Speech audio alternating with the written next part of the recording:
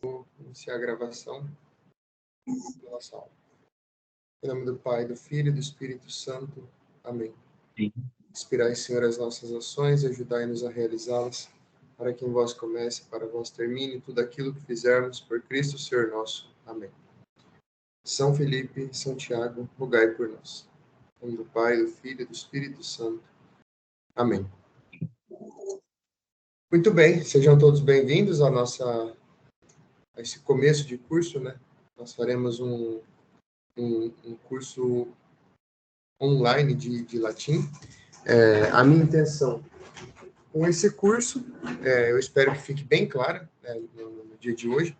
Eu espero que vocês consigam perceber o motivo do porquê, né, de estudarmos latim, né? A princípio, para o mundo atual, não faz muito sentido isso. Estudar latim é meio que uma loucura. Porque pensa, o mundo fala inglês, né? Inglês é a grande língua do mundo. Então, estudar latim não é só retrógrado, mas não tem rendimento nenhum financeiro, não tem benefício nenhum, né? A princípio é isso. Então, o que nós vamos tentar provar é que isso é um pensamento errado. Depois, vou tentar provar para vocês, mostrar para vocês os benefícios que o latim traz para nós, né, através do estudo. E, por fim, nós vamos, vou dizer como que vai se dar esse curso. Né? Para começar, então, vamos entender o que é a educação. Né? O que significa quando alguém se aproxima da educação? Com certeza, vocês têm um ideal de educação na cabeça. Vocês têm uma coisa que vocês pensam que seja educação. Mas essa educação, ela não é... Eu tenho quase certeza que vocês não têm a ideia exata. E o pior, a ideia de muitos de educação é errada.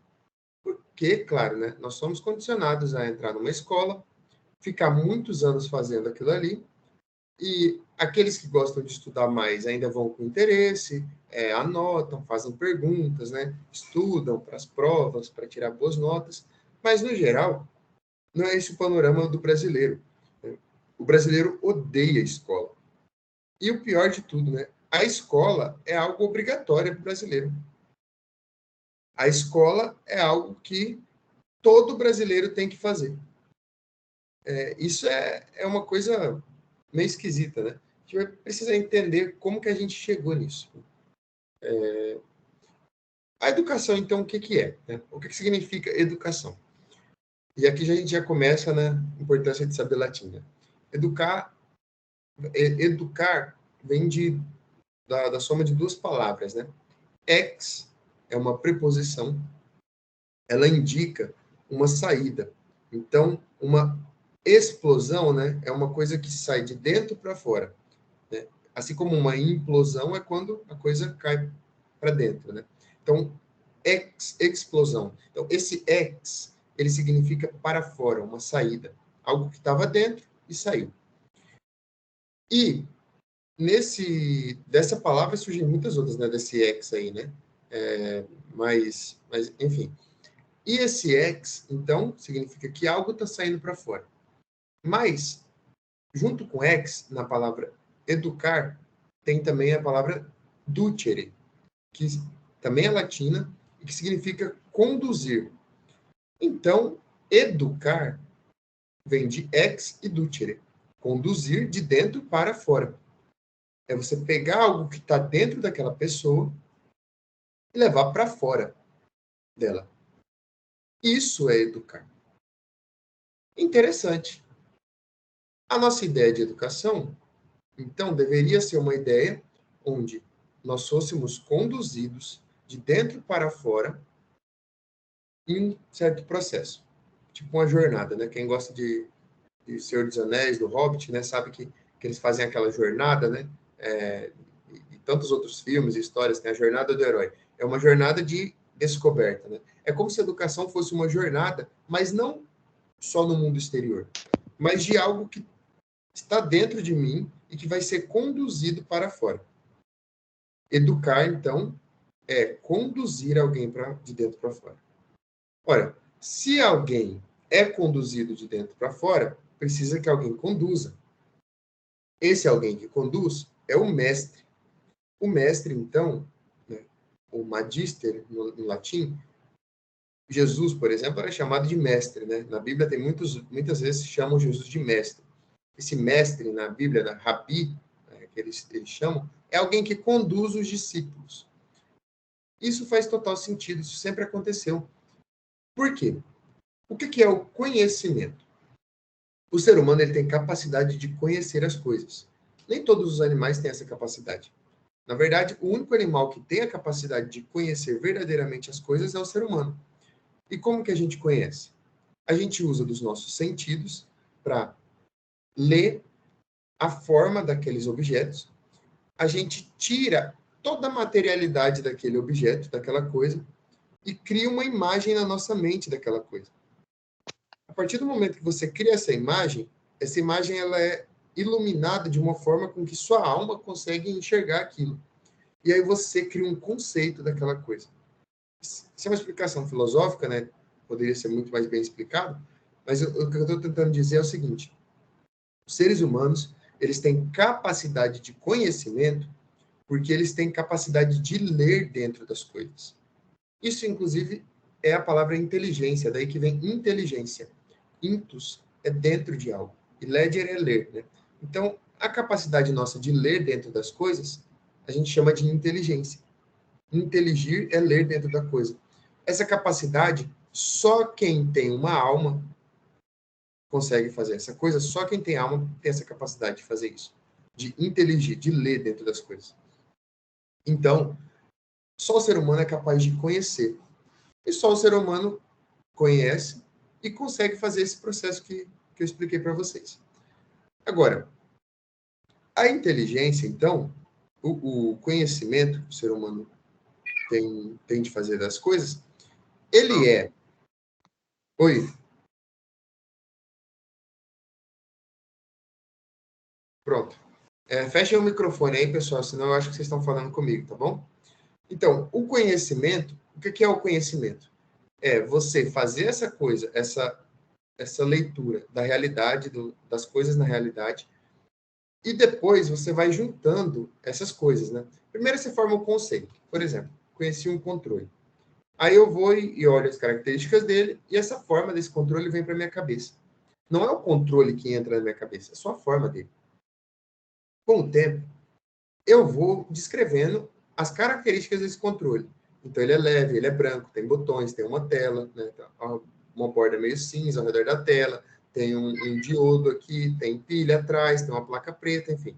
Vou descrevendo esse controle para mim mesmo. E com o tempo eu vou criando juízos sobre ele. Então, os juízos são essas coisas que eu falo sobre ele. Branco, botão, tal. Depois, eu vou fazendo juízos sobre outras coisas. E vou juntando esses juízos.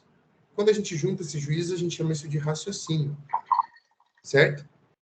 O raciocínio, então, é quando eu digo que eu vejo, por exemplo, que esse controle serve para ligar e desligar o ar. É um juízo que eu fiz.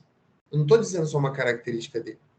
Tá bom, isso tudo é filosofia, não importa tanto. O que importa para a gente é entender que esse processo que eu faço de entender as coisas, eu posso passar para os outros. Mas eu não passo por Wi-Fi. Já notaram que quando um professor ensina, ele não ensina passando por sinal para outra pessoa? Ele viu uma coisa e ele tem que fazer com que aquela pessoa também veja aquela coisa. Não é que passa do professor para o aluno direto. Mas o professor tem um contato com a realidade e ele tem que mostrar, conduzir o aluno até esse contato com a realidade. É isso que o mestre faz. É isso que é educar. É você conduzir a pessoa de dentro para fora até as coisas, para que ela também conheça as coisas. Isso os antigos sabiam. Isso era feito pelos gregos, depois pelos romanos. Né? Essas pessoas, por exemplo, os gregos, eles conseguiam olhar para a realidade e, entendendo a realidade, buscar as causas superiores daquela realidade. é muito interessante ver como até aquele povo que não era católico, que não era batizado, Jesus nem tinha vindo ainda, eles já faziam, vocês sabem, né? A maioria aqui tá. Marcos Paulo levantou a mão. Pode falar, Marcos Paulo. No caso que o senhor estava falando sobre a questão de raciocínio, eu não entendi muito bem. Entendi. É assim, é só para mostrar o seguinte, que nós somos capazes de fazer um processo. Esse processo que a gente faz, ele a gente chama ele de conhecimento, né? E aí esse processo ele é dividido em 3 etapas. Mas nem convém a gente entrar nesse assunto, porque isso é filosofia. Né? São as 3 operações que a mente faz. Então é meio difícil mesmo. Eu só estava tentando explicar para mostrar para vocês que nós fazemos um processo de conhecimento. O que é que vocês têm que ficar então? A gente conhece as coisas. Né? Os animais não conhecem as coisas. As plantas não conhecem as coisas. As pedras não conhecem as coisas. Mas nós, seres humanos, conhecemos as coisas. E a gente conhece essas coisas e a gente é capaz de comunicar esse conhecimento para os outros. É isso que vocês têm que ficar, né? Aí o raciocínio já é uma parte mais da filosofia. Enfim, e essa capacidade que a gente tem de conhecer as coisas, ela é comunicada já há bastante tempo. E as pessoas, lá na Grécia Antiga, por exemplo, faziam isso. Elas observavam, né, os filósofos antigos, o pessoal hoje em dia estuda filosofia no ensino médio, e aí os professores falam, olha, como que pode, né? O Tales de Mileto, ele achava que na água que era a origem de todas as coisas, ou tal filósofo achava que era o fogo, tal filósofo achava que era o vento, né? Não importa quem achava o quê. Mas eles acham que os filósofos eram idiotas, né? Então, eles acreditavam que tudo aquilo tinha se originado, todo mundo tinha se originado na água, no fogo. Né? Não. Esses filósofos, eles olhavam para a realidade, e quando eles olhavam para a realidade, eles viam que tinha algo por trás dessa realidade. Existia uma verdade. E eles, então, buscavam essa verdade. De tudo que eu falei até agora, pessoal, o que vocês têm que ficar? Que esses primeiros filósofos, antes mesmo de Cristo, essas primeiras pessoas que começaram a se interessar por educação, elas já buscavam a verdade. A educação é um processo de busca pela verdade. Eu quero que isso fique na cabeça de vocês. O que é educação? É ser conduzido de dentro para fora, sim, para conhecer a realidade, sim, mas no fundo é um processo de contemplação da verdade. É um processo de encontro com a verdade. Para nós que somos cristãos, católicos, esse processo de contemplação da verdade, eu sei que eu estou falando muitas palavras difíceis, tá? E eu não espero que vocês entendam tudo que eu estou falando, mas o ensino aqui é para isso mesmo, né? Mas eu quero que vocês peguem pelo menos o centro da coisa. Né?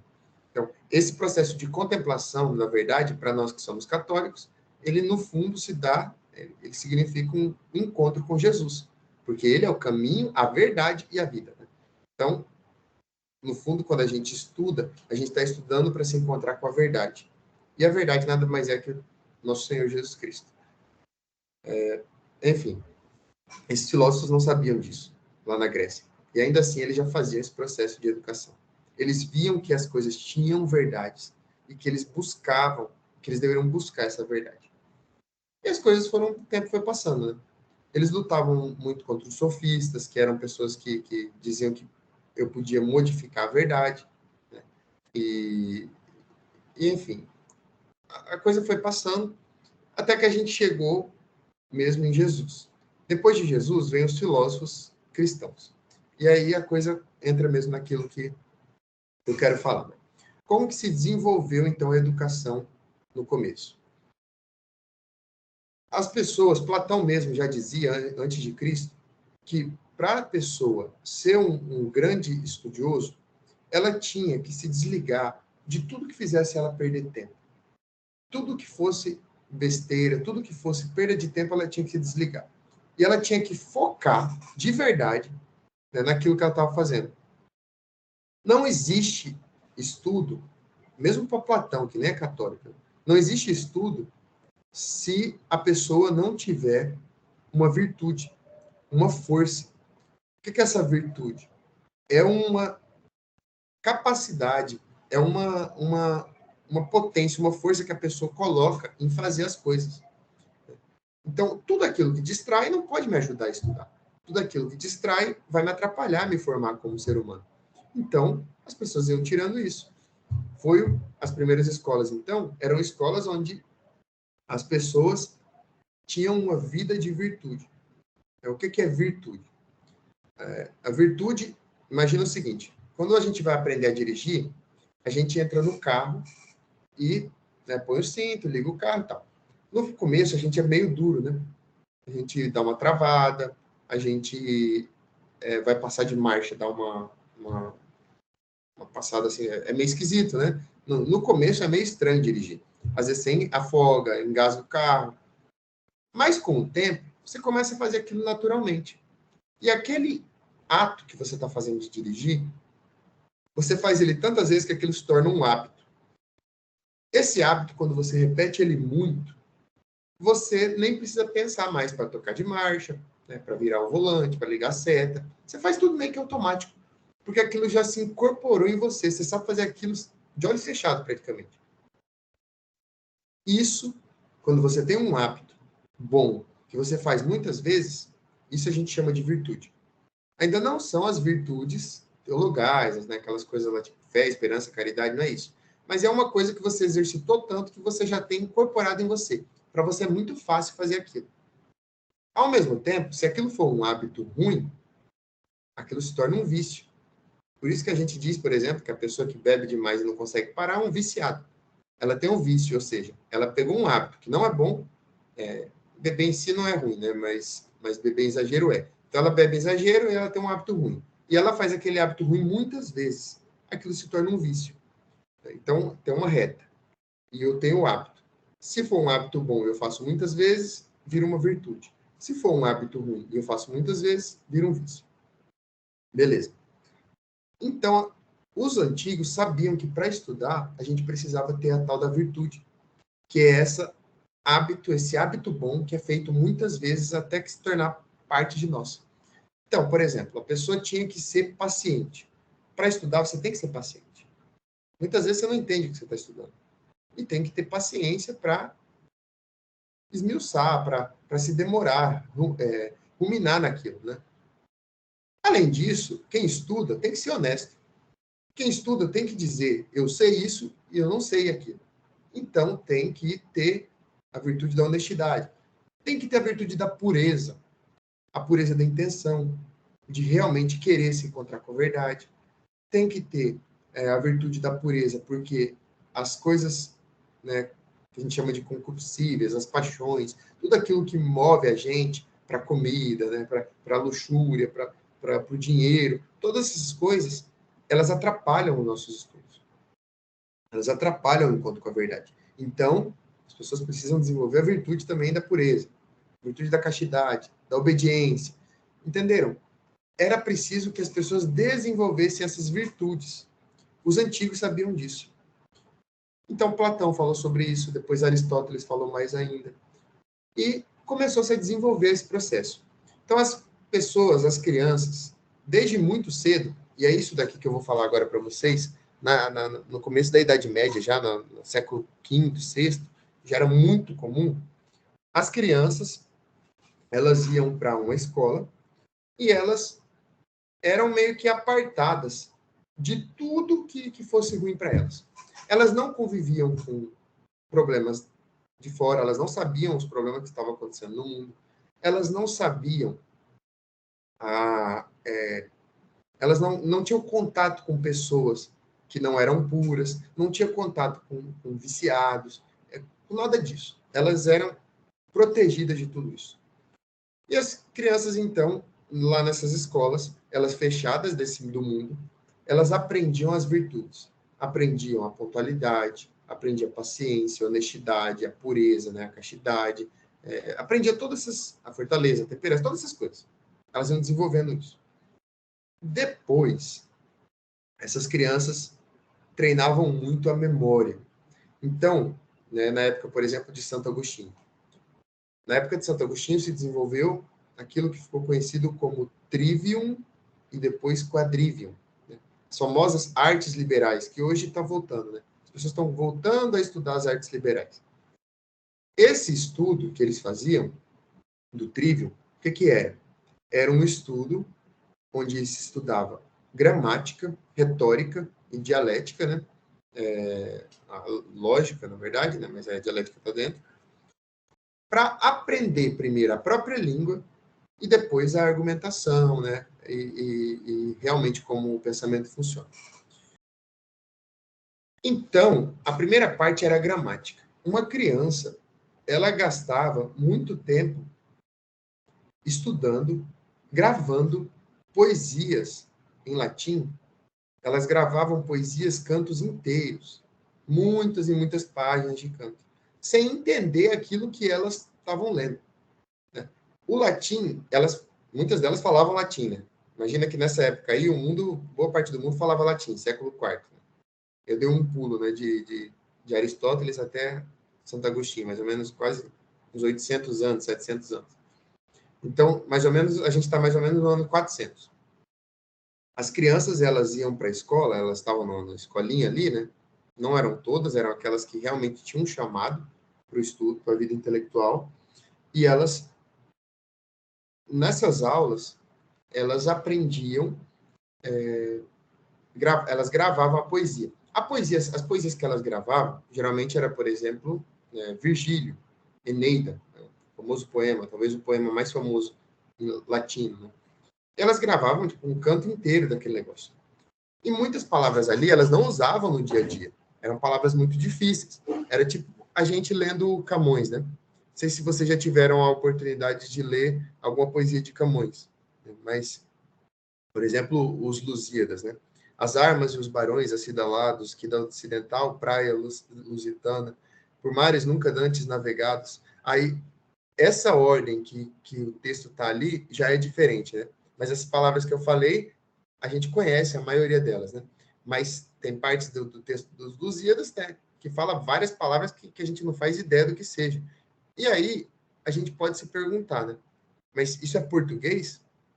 É português, assim como é o português que eu falo, mas é um português, né, mais puro, mais original do que aquilo que a gente fala.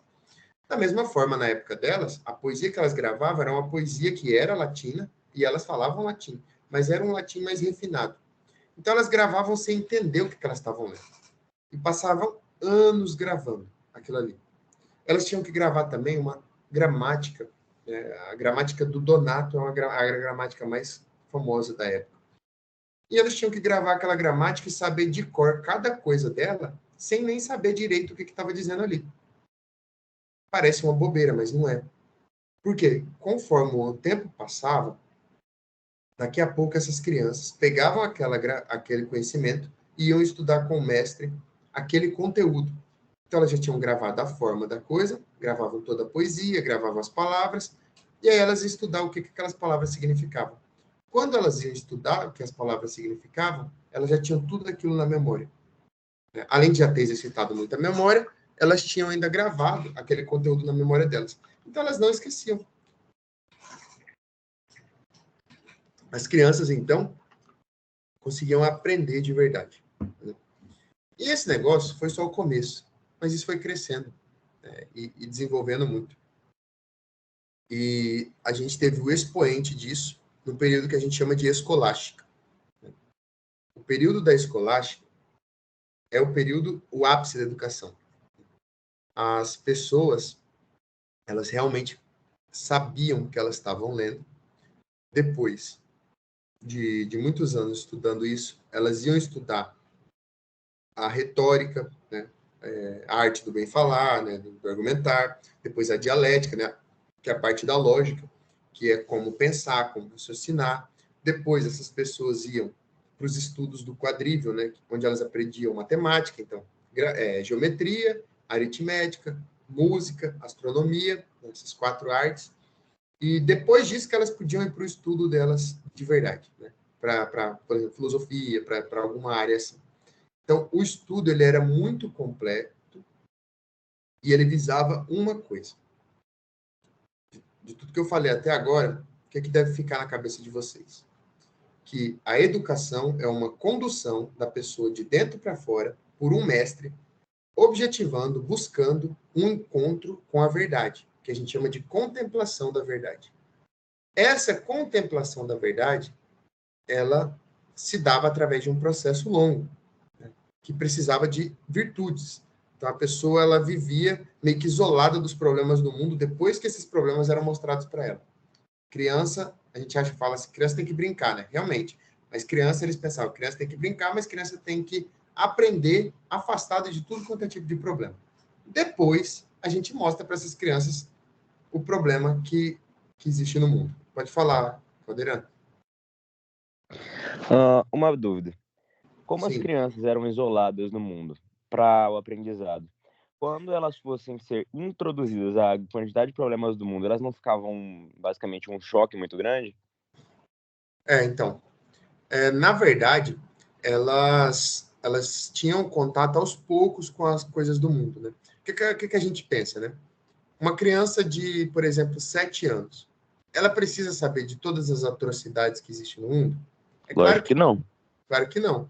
Então, na verdade, essas crianças, elas eram introduzidas aos poucos naquilo que o mundo apresentava, mas depois delas já estarem formadas, elas já sabiam que era o certo. Qual que é o problema? O problema é que nossas crianças hoje, com 3, 4 anos, estão ouvindo funk e falando palavrão. E aí elas não sabem ainda o que é o certo. Então elas acham que aquilo é o certo.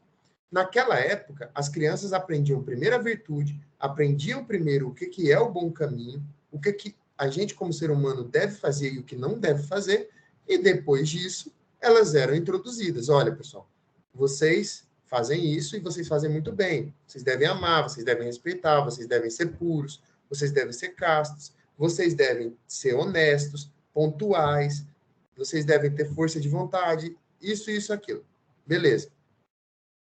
Dito isso, existe o mal no mundo. Existem aqueles que não fazem isso. Aí a criança entendia e falava, nossa, realmente, que coisa horrível, né? Por que essas pessoas não fazem isso?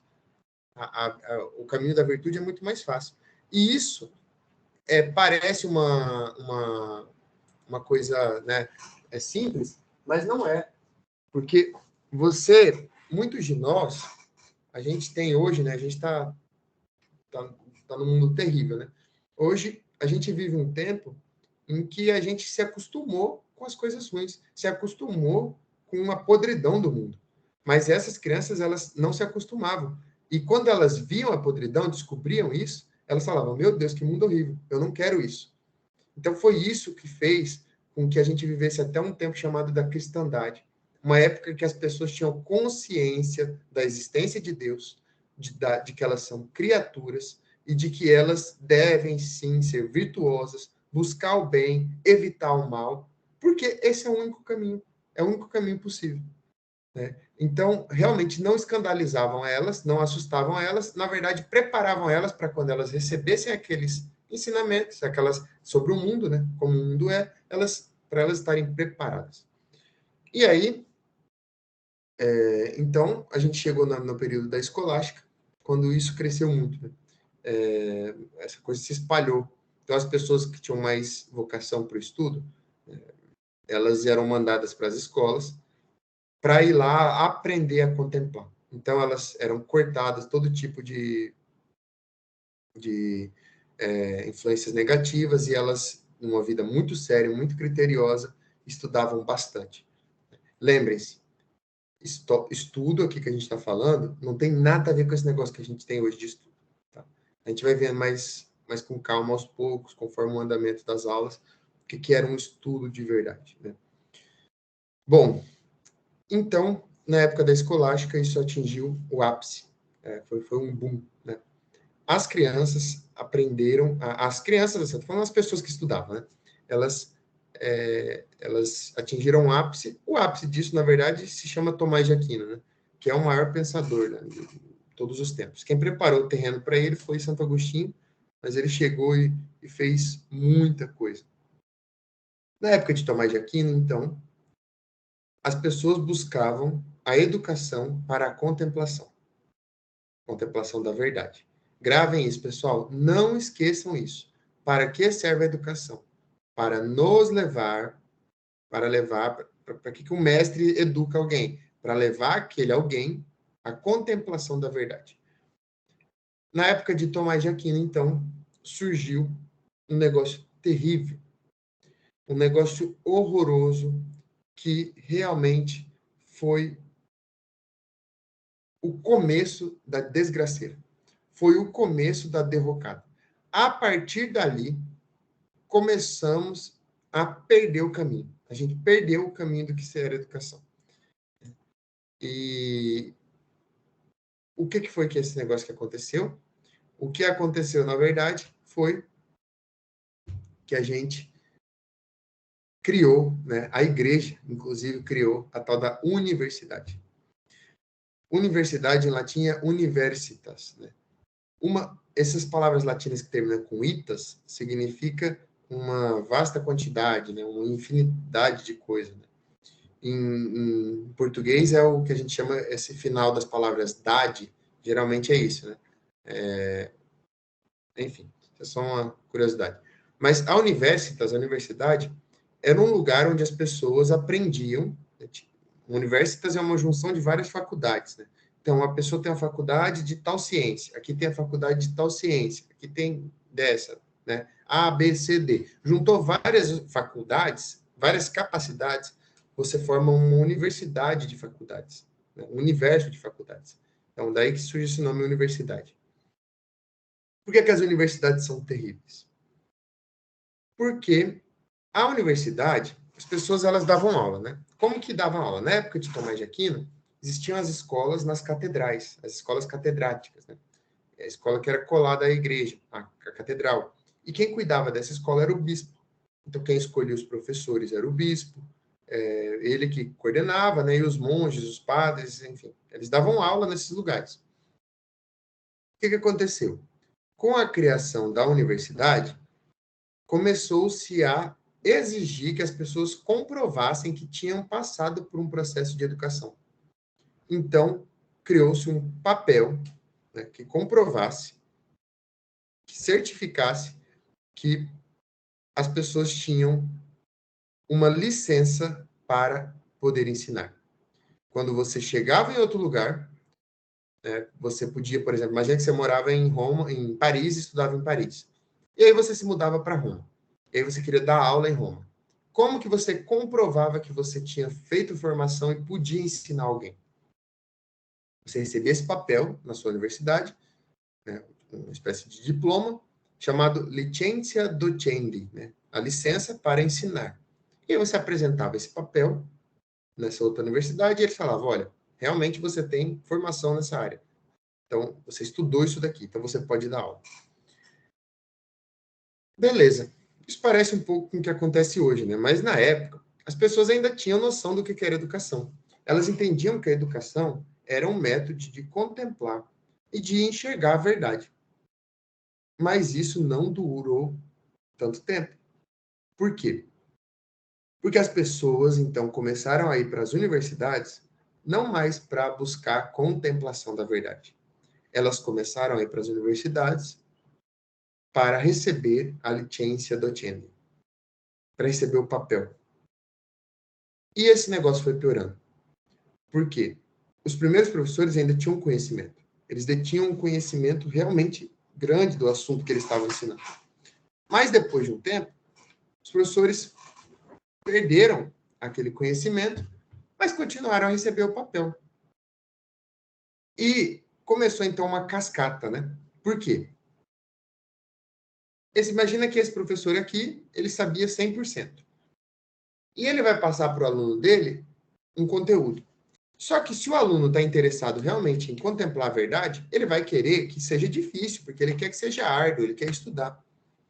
Agora, se ele quer um papel para provar que ele sabe aquele conteúdo, ele não precisa saber o conteúdo, ele precisa do papel, ele precisa da assinatura. Então, os alunos começaram a exigir que fosse um pouco mais fácil os estudos, porque está muito difícil esse negócio. Está muito difícil. Então, vamos dar uma maneirada. Então, começou a cascata, ou seja, o professor sempre sabe mais do que o aluno e o aluno termina a sua vida sabendo menos que o professor. Se a gente for pensar isso em 10, 20 anos, tudo bem. Mas imagina 800 anos isso acontecendo. Então, foi aí que começou a derrocada da educação. A educação começou a derrocar porque as pessoas pararam de ir buscar a contemplação da verdade e começaram a se preocupar com um diploma. Quando o dinheiro entrou no meio desse negócio, piorou tudo. Porque aí as pessoas realmente ficaram loucas atrás do papel. Porque elas queriam o papel para poder ganhar dinheiro. E estava nem aí com contemplação da verdade.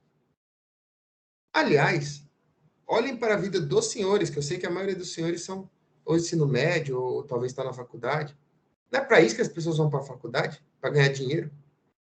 Mas perdeu totalmente o sentido da coisa. Porque o sentido do estudo é a contemplação da verdade. Hoje, o sentido de quem vai para uma faculdade é receber um papel para poder depois usufruir desse papel, dizer que sabe aquilo sem saber aquilo. E a gente vai chegar nesse ponto, para mostrar que realmente as pessoas não sabem aquilo. E para ganhar dinheiro. É para isso que as pessoas vão na faculdade. A gente, então, teve a derrocada da educação. Muitas coisas influenciaram aí no meio. Por exemplo, o senhor Martinho Lutero. Vocês sabem que Lutero, se não sabem, né, vão saber, ele que foi que começou com o ensino compulsório, ou seja, ensino obrigatório, lá na Alemanha. E isso se espalhou pela Europa e por todo o mundo, né? O ensino hoje é obrigatório, mas não era obrigatório. Por que não era obrigatório? Porque nem todas as pessoas têm vocação intelectual.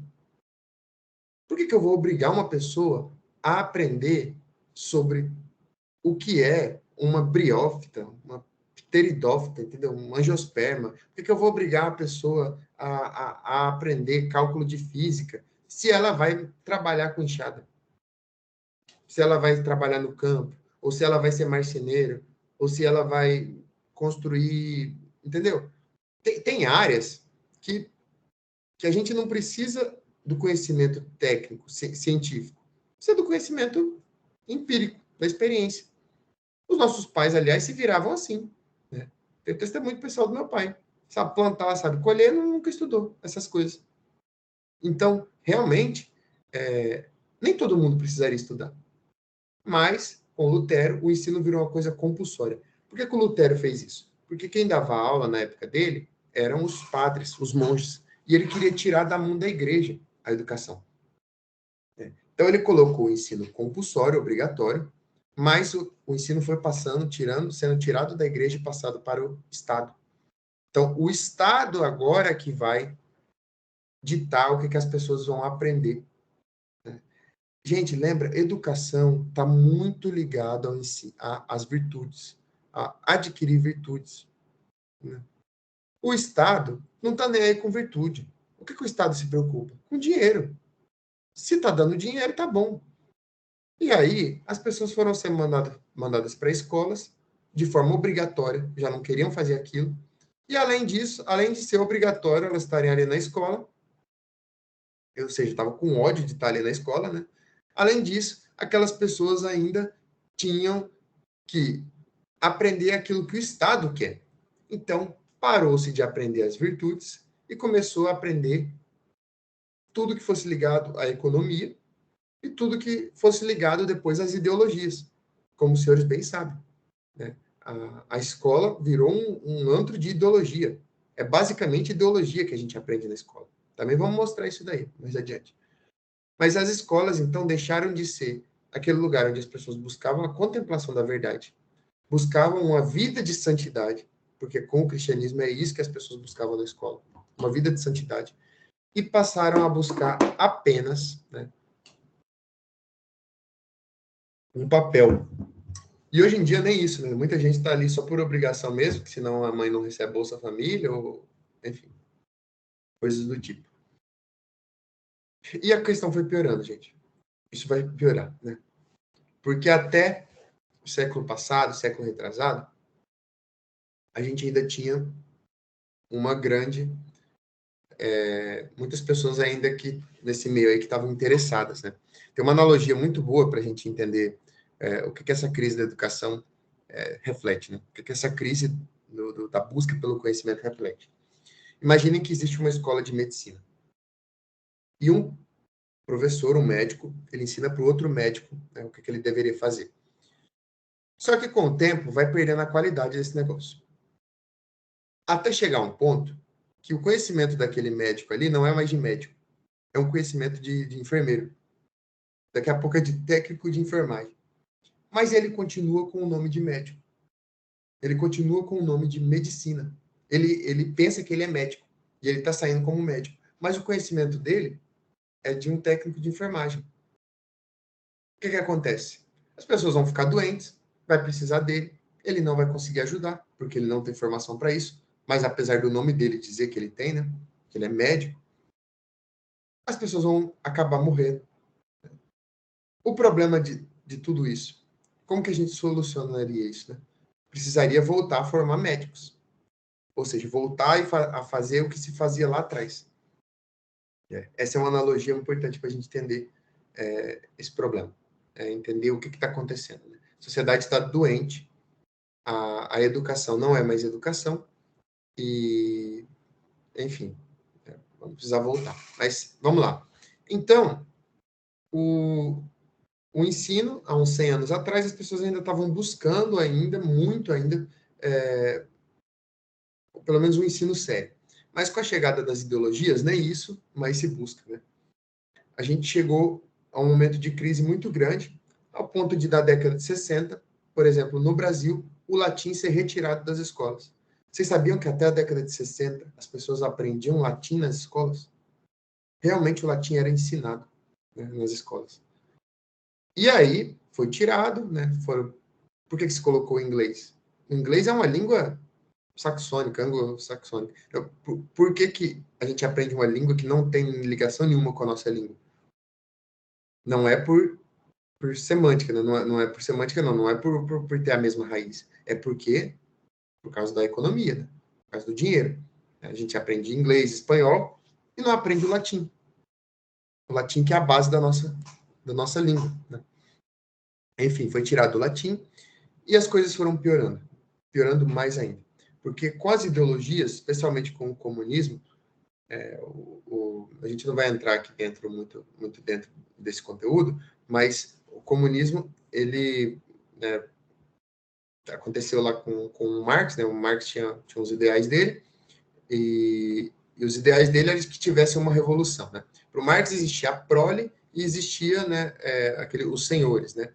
E os proletários, eles deveriam se revoltar contra esses senhores, né, através de uma luta de classes e tomar o poder. Né? É muito mais do que isso, né? Tô resumindo bastante, porque não é esse o nosso conteúdo. Depois viram que esse negócio do Marx não ia funcionar, porque na Primeira Guerra, o que aconteceu? Os pobres se armaram realmente, mas para lutar contra os pobres dos outros países, para defender os interesses dos ricos, dos senhores de seus países. Então, esse negócio não ia funcionar. E o Marx falava que isso ia acontecer de qualquer jeito. E aí veio um cara chamado Gramsci, e o Gramsci entendeu que essa coisa do Marx tinha que acontecer, mas não seria através da luta armada, né? Seria através de uma revolução cultural. E essa revolução cultural, então, a gente deveria acabar com os 3 pilares que formaram, né, o Ocidente, que é o direito romano, a filosofia grega e a nossa moral judaico-cristã, né? Basicamente o que o cristianismo prega. E para acabar com a moral judaico-cristã, precisa acabar com a família, né? Aí entrou todas essas ideologias, né, de gaysismo, de feminismo, de ideologia de gênero e tantas outras coisas assim, nesse meio. Bom, isso chegou depois nas escolas, né? E aí, então, por quê que eles queriam fazer isso? Né? Porque para implantar esse sistema, precisava emburrecer as pessoas. Ter uma revolução na cultura. Então, essa revolução na cultura se dava através da educação. E no Brasil, principalmente a partir da década de 60, isso teve um boom. Então, as últimas pessoas que ainda tiveram escolas, ainda já não como era antigamente, mas muito melhores do que são hoje, são as pessoas que estudaram na década de 60 para trás. Da década de 60 para cá, foi só a derrocada. E a prova disso eu vou dar para vocês agora. Eu vou mostrar com dados muito reais qual que é a situação do nosso país, da educação do nosso país. Né? Bom, muito importante que vocês tenham conseguido me acompanhar até aqui. Né? Eu sei que eu falei muita coisa, Mas fiquem com, pelo menos, o centro, né? Conforme as aulas forem passando, eu vou mostrando para vocês como que a gente pode recuperar essas coisas, né? E também vou contando outras coisas que eu pulei nessa aula, né? Não se preocupe. Bom, então vamos ver qual que é a realidade da nossa educação, né? A gente vive num mundo hoje que fala muito da ciência, né? A ciência, ela é a nossa deusa, né? A gente vive num mundo onde a religião não importa mais, então o que manda é a ciência, o que manda são as pesquisas, então vamos às pesquisas. Existem várias pesquisas acerca da educação, mas eu vou focar em duas pesquisas principais, né? Primeiro, o PISA, que é um Programa Internacional de Avaliação dos Alunos, e também o INAF, né? INAF, que mede o índice de analfabetos funcionais, né? O INAF, ele fez uma pesquisa em 2016, se eu não me engano, e eu não sei se esses dados meus são de 2016 ou 2020, sei lá de que ano que é, né? Mas eu sei que é dos últimos 10 anos aí, tá? Então é uma coisa recente, não teve grande mudança, né? Vocês devem ter notado que as pessoas não mudaram muito nos últimos 10 anos, a não ser que mudaram para pior, né? Para melhor, não. Então, esses dados aqui podem estar um pouco desatualizados, mas se tiverem, não é muita coisa, né? É mais ou menos isso a realidade nossa. O INAF fez uma pesquisa sobre a população brasileira. E ele dividiu as pessoas em 4 níveis, né, de conhecimento. O primeiro conhecimento é um conhecimento que as pessoas não conseguem praticamente ler nada, né? Então, desses daí tem aqueles que realmente não conseguem ler e tem aqueles que leem e não entendem. Gente, vejam esses números. 74% da população brasileira, segundo o INAF, não é capaz de distinguir fato de opinião em um texto. O que isso significa? Que a pessoa lê um texto de jornal, que ela lê um texto, ela vê uma notícia, que ela lê um conto, que ela lê um livro informativo, e ela não sabe diferenciar se aquilo é um fato, porque é um fato, é algo que é extraído da realidade, do real, ou se aquilo é uma opinião, se aquilo veio da cabeça de alguém. Vejam a gravidade desse negócio. 74% não é capaz de distinguir fato de opinião em um texto. Se a gente pesquisar, a gente acha números assim que o Brasil tem mais ou menos 9 milhões de analfabetos. Só que o que é analfabeto para esse povo? É quem não consegue juntar letra. Então, ela não sabe que A é A, que B é B, C é C. Não sabe que que B mais A dá B mais E dá B. Não sabe isso. Então, quando você vê lá, o Brasil tem 4% de analfabetos. O que significa? Analfabeto é nesse sentido. Só que você saber juntar as letras e ler uma palavra não quer dizer que você saiba ler. Vocês concordam comigo? Porque você pode falar aquela palavra ali, aquele código, e não entender o que está sendo dito. Isso não vale de nada. O que vale eu saber pronunciar aquela palavra se eu não entendo o que ali está sendo dito? Imagina que vocês peguem um texto em russo, aí vocês sabem as letras russas e conseguem ler. Mas se você não souber o significado daquilo, o que importa? Você saber pronunciar. Quando a gente diz que só 4% dos brasileiros são analfabetos, é isso que eles estão dizendo. Que 4% não conseguem nem pronunciar aquilo. 96% são alfabetizados. Por quê? Porque conseguem pronunciar. Mas o que adianta? Desses 100% de brasileiros, 74% não conseguem distinguir fato de opinião no texto. Eu não sei se vocês veem a gravidade desse negócio, mas isso é assustador. Porque são essas pessoas que estão na faculdade, entendeu? Essas pessoas que vão definir o futuro do nosso país. O pior, gente... Não, daqui a pouco eu chego no pior. 8% é proficiente. O que é proficiente?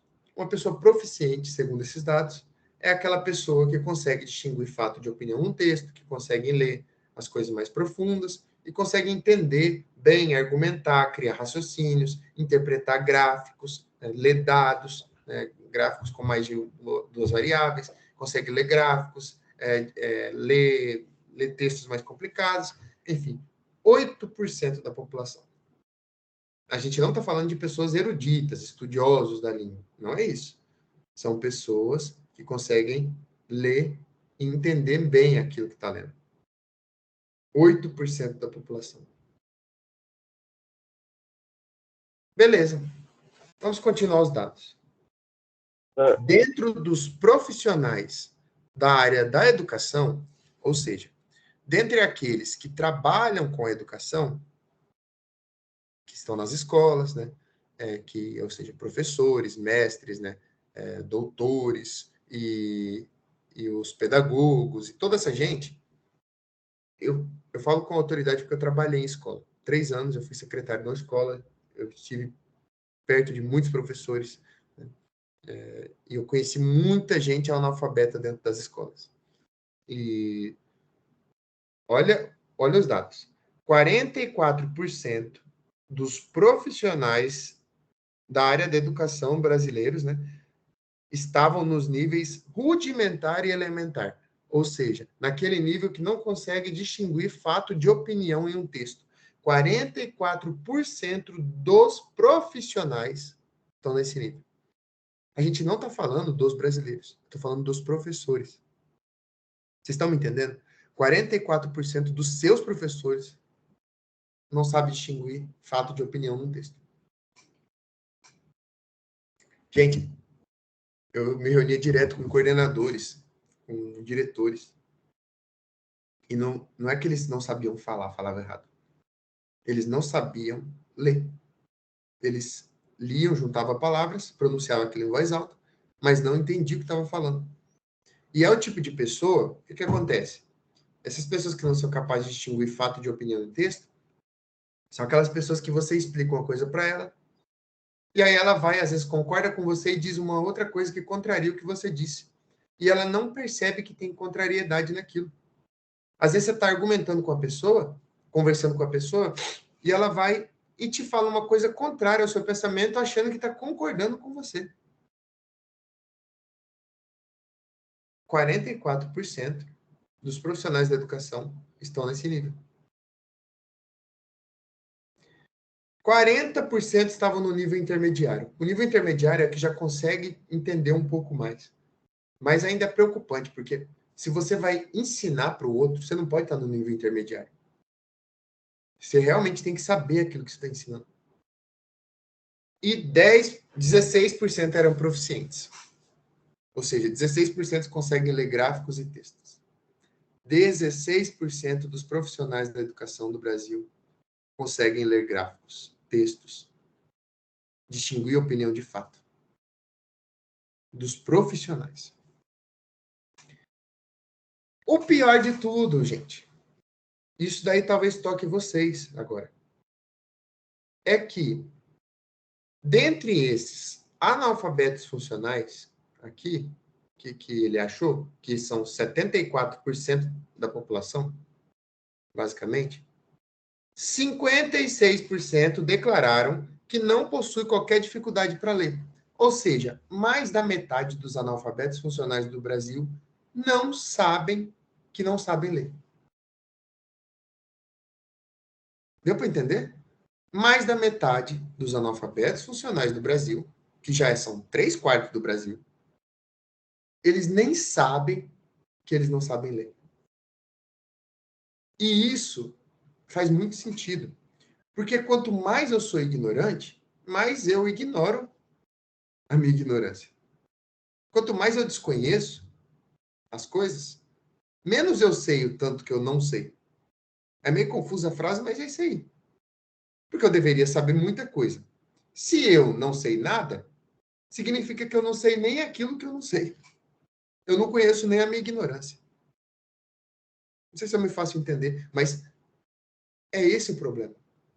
Que os brasileiros chegaram a um ponto de ser tão ignorantes que eles nem sabem que eles não sabem das coisas.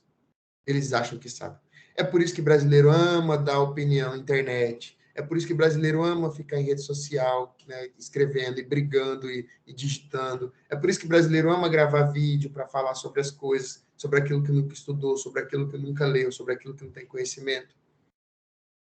É por isso que, quando alguém vem alertar essa desgraça que é a educação atual, o pessoal fala assim, não, esse cara é um fundamentalista, esse cara tá louco, né? Ele tá achando que vai salvar o mundo, não é bem assim, a situação não tá tão feia. A situação não tá tão feia, não, a situação tá terrível. Né? E o problema é, as pessoas nem sabem que tá terrível, elas acham que tá tudo bem. O sonho das pessoas é que os filhos vão para a escola, né? Terminem a escola, depois vão para a faculdade, ganham um diploma, né? E elas estão tão fora da realidade que elas nem percebem que a maioria das pessoas que estão saindo das faculdades não conseguem emprego. Né? Eu sou formado em engenharia civil. Eu tenho colegas que trabalham de Uber, porque não consegue trabalhar na área que formou. O mercado está saturado. Né? O governo do Lula abriu as portas para a educação superior. Aí, o que adiantou? Porque um monte de gente com mestrado, doutorado, analfabeto, não consegue nem arrumar um emprego na área. É isso que aconteceu com a nossa educação. Isso assim, eu não estou nem falando, estou falando muito por cima, né? Aí vocês dizem, não, mas eu acho que você está exagerando, né? Isso também é um instituto aqui do Brasil, né? Mas a nível global, não é possível que o Brasil está feio desse jeito. Calma lá, meu jovem Padawan, né? Vamos ver agora aqui, então, o Programa Internacional de Avaliação de Alunos, o ranking do PISA. Esse ranking foi divulgado em dezembro de 2023, então tem pouco mais de um ano que foi divulgado. E os dados foram retirados de 2022.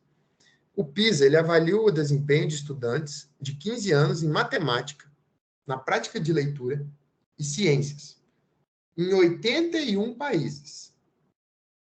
Ou seja, não é o Brasil, são 81 nações do mundo.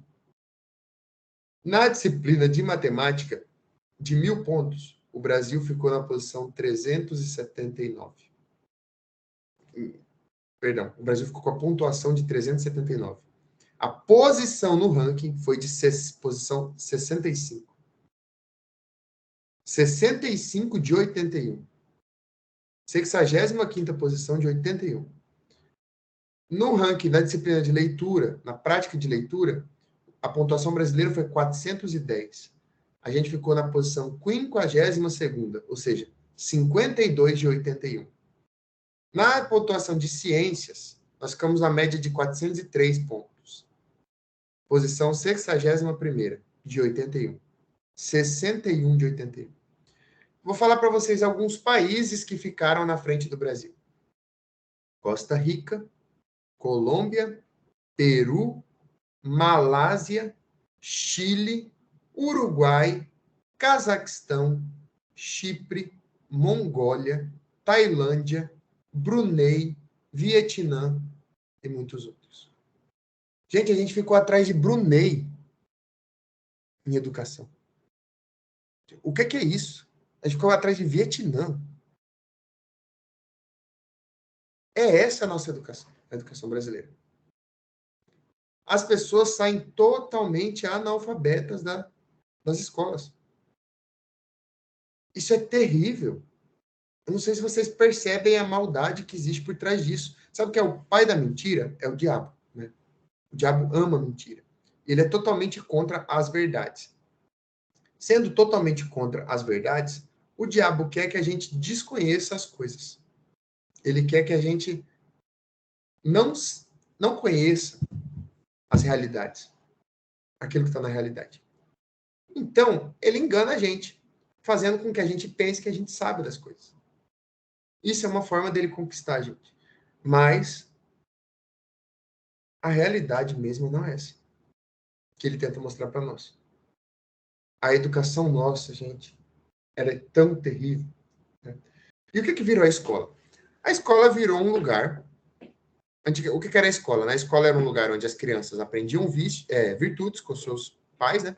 Então, a criança aprendia em casa a ser obediente, a respeitar, e ela ia para a escola e ela deveria compartilhar essas virtudes com os colegas. Então, um colega tem a virtude da paciência, o outro tem a da honestidade, o outro tem a virtude da sabedoria, o outro tem a virtude, enfim, né, todas as virtudes aí. E aí um chega para o outro e fala, nossa, que virtude legal, né, que você tem, né? Me ensina ela. Aí ele ensinava. Aí o outro falava, não, toma aqui a virtude da honestidade, toma aqui. E eles iam trocando virtudes entre eles. Formavam pessoas virtuosas. Essas pessoas cresciam e elas depois iam ser os protagonistas da sociedade, né?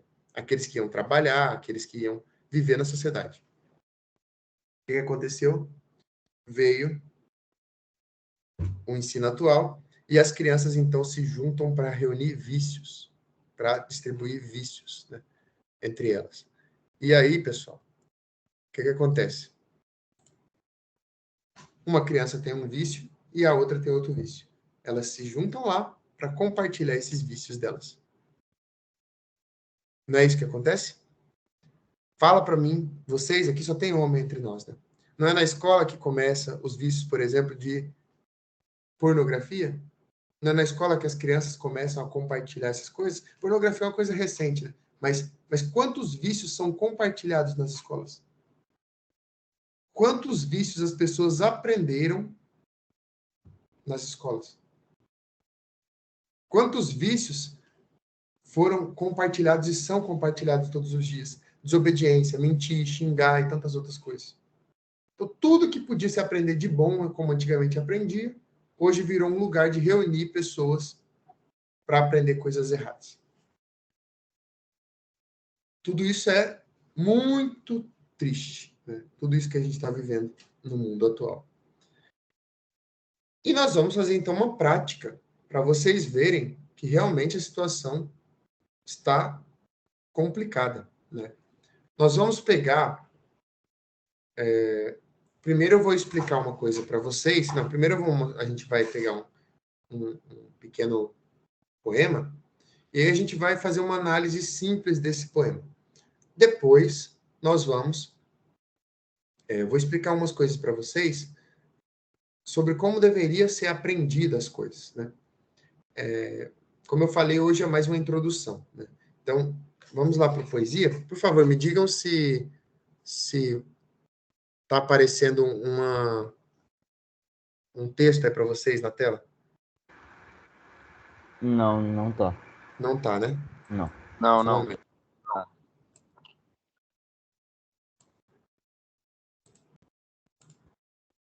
Agora tá, né? Sim. Sim, sim. Agora Pois- tá. Isso aqui é uma Sim. poesia, é uma poesia do Dom Aquino. Então, assim, eu não estou nem falando de um poeta, tipo, que é conhecido no mundo todo, né? A gente está falando de um poeta brasileiro, daqui de Cuiabá, e que muita gente conhece, mas a maioria das pessoas desconhece, né? Se algum de vocês já conheceram essa poesia, já tiver feito estudo sobre ela, né, permaneceu em silêncio, que eu acho que a maioria não conhece, né? E eu vou mostrar de forma rápida, né, como a gente pode entender isso daqui, né? Vamos lá, o nome da poesia, Caveira Idolatrada. Isso aqui é só uma estrofe, né? A poesia tem muitas estrofes. Depois eu posso até compartilhar com vocês, né? A poesia começa assim. Eu a vi, do coveiro aos pés jazia, onde nenhuma flor a coloria, nua, ignorada a vi. A tarde semi-morta, o extremo raio, enviava a beijá-la de soslaio, desde os céus de rubi. Muito bem, né? O que é cada parte desse negócio?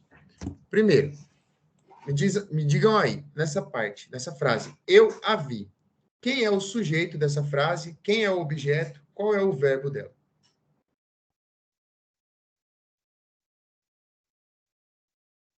Podem falar. O sujeito é eu, o objeto O direto sujeito é eu, o verbo a é vi. e o verbo é vir. O objeto é quem? A. É um Ah, pronome. significa o quê? Tá sendo um Não. pronome oblíquo, né? Eu acho que é alguma coisa assim para substituir a vi, né? A caveira, no caso. Seria. Então, essa caveira é o nome do poema. Então, eu não posso dizer que o A que eu estou vendo é da caveira, né? Mas é isso mesmo. Ah. Eu a vi. Se eu fosse ordenar isso aqui, ficaria como eu vi ela, né? Eu vi a ela, mas a gente não fala a ela, né? A gente fala ela, né? Eu vi ela. Fica feio, né? Por isso que a gente fala eu a vi. Muito bem. Então, isso é o sujeito, esse aqui é o verbo, e esse é o objeto direto que está sendo visto pelo sujeito. Continuando. Do coveiro aos pés jazia, onde nenhuma flor a coloria, nua, ignorada vi. Dessa primeira oração aqui, dessa primeira frase, qual que é o objeto?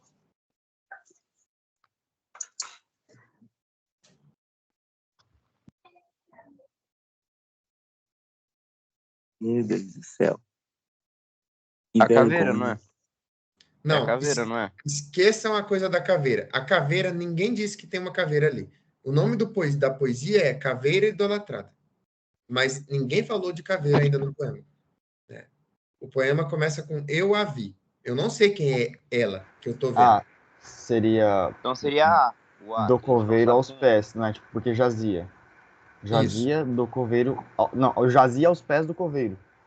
Seria. Muito bem. O que é jazer? Ah, tipo, jazia É deitar. meio que descansa, tipo, É jazia. e jaz, tipo, descansa. Jaz. O que é jazer, então? É estar deitado, né? Então, pronto. Então, organizando essa frase aqui, eu posso dizer que quem eu via, quem o eu lírico, né, o personagem via, era o ela. Então, ela jazia onde? Aos pés do coveiro. Aos pés do coveiro. Aí aqui tem uma explicação do lugar onde ela jazia, certo? Sim.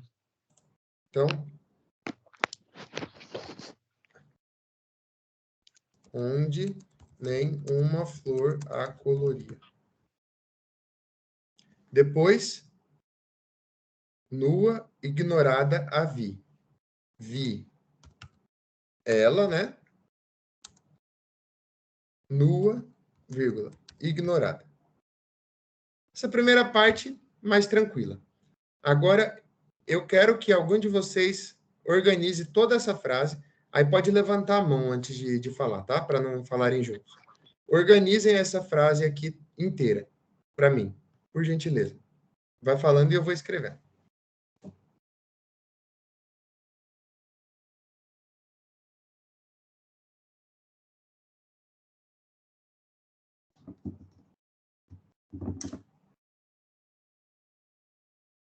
Levem o tempo que precisar.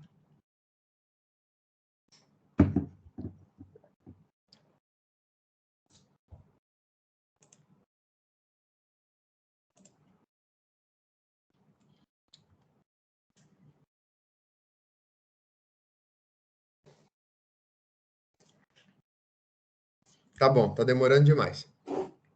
Vamos lá. Qual que é o caminho, né? Primeiro, vamos ler parte por parte. Qual que é a classe morfológica, a classe gramatical da palavra, da letra A aqui, a palavra A? Qual que é a classe gramatical? A, artigo, isso. E tarde? Tarde é de Advérbio. condição. Quê? Substantivo. Substantivo. Semi-morta. Adjetivo. Condição. Não, É, a gente está adjetivo de falando de condição. classe gramatical. Então, Adjetivo. um É, adjetivo de adjetivo. condição. Adjetivo de quem? Da caveira.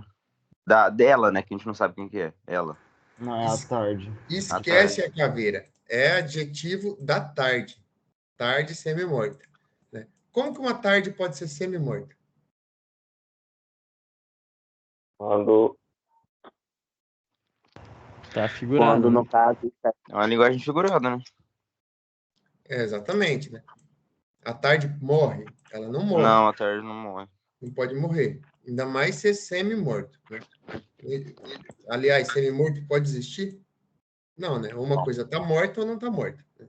É uma linguagem figurada. Beleza. O Artigo. extremo. Extremo é advérbio? Não. Adjetivo também, não é? Porque é extremo raio. Adjetivo. O que significa extremo? É ao máximo. É tipo o limite de algo. Então, o limite do raio? Tá, nesse caso aí ele pode ser visto como intensidade, tipo grau e tipo uma alta, sabe? Intensidade de algo. Um raio extremo seria um raio muito intenso. É, Então, Sim, um raio muito intenso ou um grande raio. então pronto. Ó, eu nem estou falando de dicionário, de nada, né? Isso aqui a gente deveria pegar no dicionário.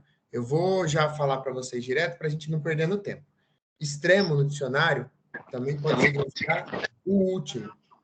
Então, faria mais sentido que fosse o último, né? O extremo é o último raio. O extremo raio.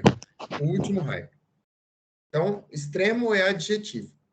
Raio é um Substantivo. substantivo. Enviava. Verbo. Qual que é o modo, qual que é o tempo desse verbo? Tá acho que é no... infinitivo. Tá no passado. Ano passado, perfeito. Indicativo. Eu sei que é indicativo. O E modo é enviava. indicativo, Não, muito perfeito bem. não. Ele Mas é o tempo? imperfeito. Pretérito É imperfeito. isso, Enviava. imperfeito, imperfeito. Pretérito imperfeito, muito bem. Né? Aí, então, eu vou só anotar isso aqui só para depois falar para vocês.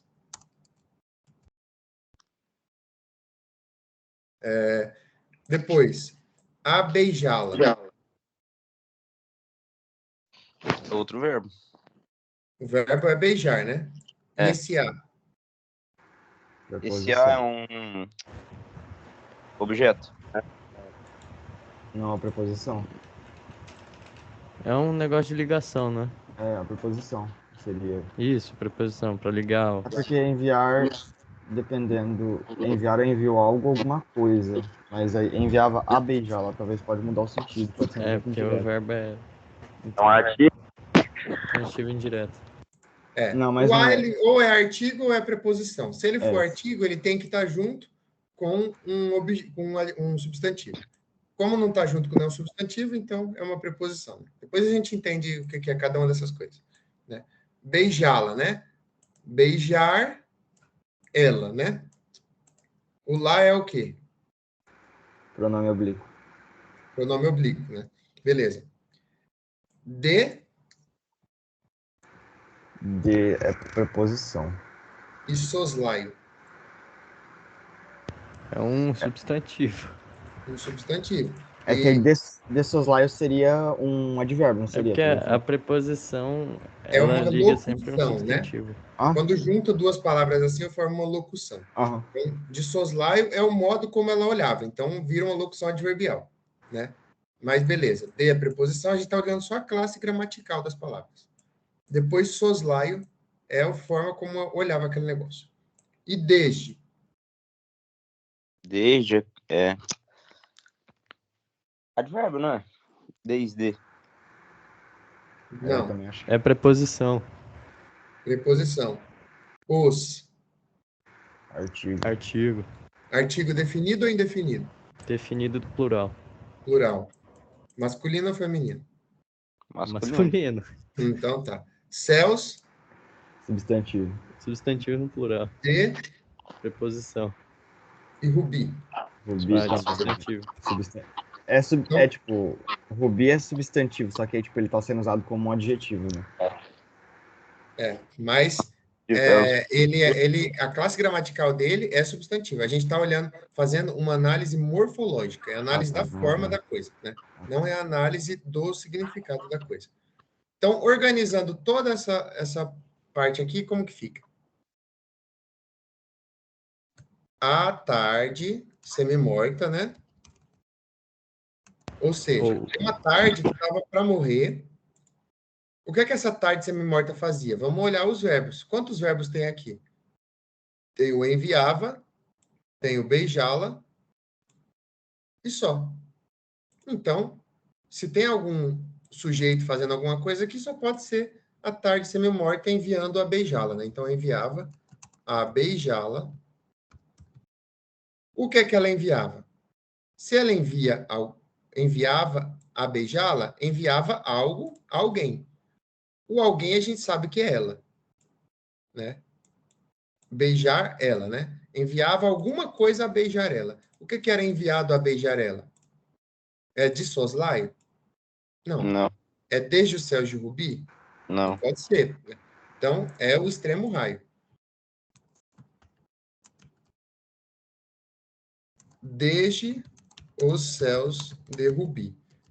O que era enviado de soslaio? O que é de soslaio? É a forma como aquele verbo acontece. Isso que o advérbio faz, né? Então, o que o advérbio pode estar fazendo aqui, essa locução adverbial? Ela está modificando a forma como era enviado. Então, você coloca depois do verbo, da locução verbal, né? Eu enviava a beijá-la de soslaio, o extremo raio.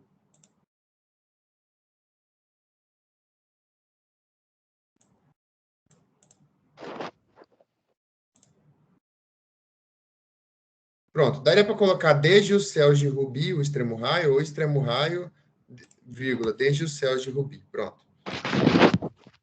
Então, o que a gente sabe disso daqui tudo? De todo esse texto?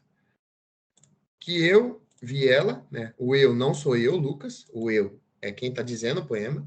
Não é nem o autor do poema. É aquilo que a gente chama de eu lírico, ou seja, é quem está dentro do poema contando aquela história para mim. Então, eu vi ela, ela jazia aos pés do coveiro, onde nenhuma flor a coloria. Vi a ela nua, ignorada. A tarde semi-morta enviava a beijá-la de soslaio o extremo raio desde os céus de rubi. Aqui a gente só organizou a frase e viu mais ou menos o que significa cada palavra, né? Por exemplo, a gente não viu o que significa nua, não viu o que significa ignorada. Tem muita palavra aí que a gente poderia ter visto, mas a gente não tem tanto tempo, então a gente está acelerando. Mas o que importa disso tudo é o seguinte, é vocês compreenderem que uma poesia dessa isso aqui deveria ser feito na nossa cabeça meio que automático. Você deveria conseguir olhar para esse texto e enxergar isso daqui, já de cara. Por quê? Que deveria conseguir fazer isso? Deveria conseguir fazer isso porque uma pessoa que tem educação, que foi educada, ela já está com a cabeça gravada, já está com a cabeça adaptada a essas condições de troca, de forma com que essas figuras de linguagem, que essas locuções, que essas inversões, elas não interferem no seu entendimento do texto. Agora, sendo sincero para vocês, sendo sincero com vocês mesmos, vocês olharam para o negócio e já entenderam o que estava dizendo o poema? E a gente nem viu ainda semântica, né? Eu não entendi. Eu também não entendi muita coisa, bem pouca mesmo. Sim. No geral, a gente não entende quase nada. E olha que, por exemplo, aquela segunda frase lá, eu dei mais de um minuto para vocês organizarem ela. A gente deveria fazer isso quase que instantaneamente. Pessoal, vocês podem até pensar assim, mas isso daí é para quem tem vocação, a grande intelectual. Não, qualquer pessoa letrada deveria conseguir fazer isso. Deveria conseguir organizar. Por exemplo, qual que é a classe gramatical de ignorada? Ignorada vem do verbo ignorar. Então tem a palavra latim, né, a palavra até grega, na verdade, gnose, né, de conhecer. Então, e tem a palavra latim noto, notar, é o verbo. Então, aquele que nota é aquele que conhece. Aquele que ignota é aquele que não conhece. Então, ignorada é aquela que não está sendo conhecida, que não está sendo notada. Então, é isso que é algo ignorado. Mas ignorado, se a gente for ver, é um particípio, né? Então, como que um particípio pode virar um adjetivo? Se um particípio, a princípio, era um verbo. Não, ele vira adjetivo porque ele é justamente um meio termo entre um nome e um verbo. Isso é meio difícil, né? Estou falando teorias, mas só para vocês entenderem o seguinte, que a gente não conhece as coisas. E existe, sim, uma forma de conhecer essas coisas. Existe uma forma de entender o que as coisas são. Isso é impressionante, porque a gente perde tempo aprendendo coisas sem ter domínio da linguagem. Quantas horas do nosso tempo a gente gasta por ano, por exemplo, aprendendo biologia, química, ciências, né, matemática, geografia, história, sem ter o domínio da língua portuguesa? Se eu não domino, se um eletricista não sabe mexer com o alicate, com a chave de fenda, com a fita isolante, como é que esse homem vai conseguir fazer algum conserto? Ele não consegue, porque ele não domina as ferramentas. A língua, ela deveria ser a primeira coisa que a gente aprender profundamente, para poder estudar as outras coisas. Senão a gente não aprende. Esse foi o grande erro da nossa educação. A gente abandonou o estudo, né? Colocou o português na mesma classe que as outras matérias. Então, português, matemática, história, ciência, geografia, entende? A gente abandonou o estudo do português de verdade como gramática. E aí o que que virou? Virou essa farofa que a gente conhece. E aí você vai aprendendo português, entre aspas, né? Enquanto estuda outras coisas. Como que você aprende as outras coisas se você não tem um domínio da sua língua? Vamos lá, vamos para mais uma experiência. Vocês se embananaram um pouco ali no verbo enviava. Né? E aí eu perguntei qual que é o modo e qual que é o tempo. O modo, alguém acertou aí, falou que é indicativo, né? Mas eu gostaria que dissesse por que que é indicativo. Já respondo. Os verbos que estão no indicativo, eles indicam alguma ação, alguma coisa que está acontecendo no passado, no presente ou no futuro. Não é uma coisa, uma hipótese, não é um desejo, é algo real. Mesmo que ainda não aconteceu, é algo real. Da mesma forma, o verbo no pretérito imperfeito, no indicativo, significa que é algo que aconteceu mesmo, porque ele é do indicativo, no pretérito, ou seja, no passado, só que de modo imperfeito. Se vocês soubessem latim, vocês saberiam que perfeito é a junção de duas palavras, né? Feito vem de factum, né? Algo que é feito, realizado, um ato realizado, e per significa totalmente. Então, você pode fazer uma coisa e você pode perfazer. Quando você perfaz uma coisa, ela fica perfeita. Uma coisa perfeita é uma coisa que foi concluída. Isso é que é perfeito. Então, se ele é imperfeito, é porque ele não foi concluído. E é isso que o verbo expressa ali no poema. Porque pensa bem, quando a gente diz que enviava a beijá-la, não é diferente se eu dissesse enviou, é diferente. Enviou é perfeito, ou seja, é uma ação que aconteceu já no passado e ficou lá e pronto. Agora, enviava dá uma ideia de continuidade. É como se esse extremo raio fosse continuamente enviado, né? De que forma? De soslaio, ou seja, meio que de lado. Né? Imagina que você está virado de frente para uma pessoa está meio que na sua diagonal. Aí você olha meio de lado para ela. Você está olhando de soslaio para ela.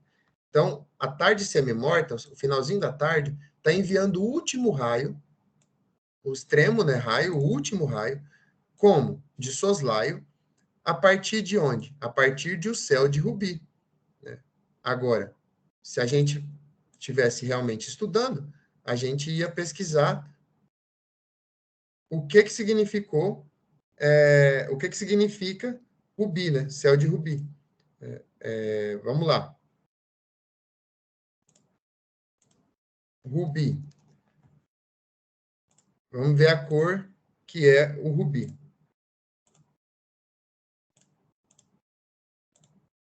Estão vendo aí a tela? Tá aparecendo? Sim. Sim. Ô, Lucas. Oi. Ô, Lucas. Oi. Eu não entendi na segunda frase. Qual a segunda frase? E do texto, na parte de soslaio. O que seria soslaio?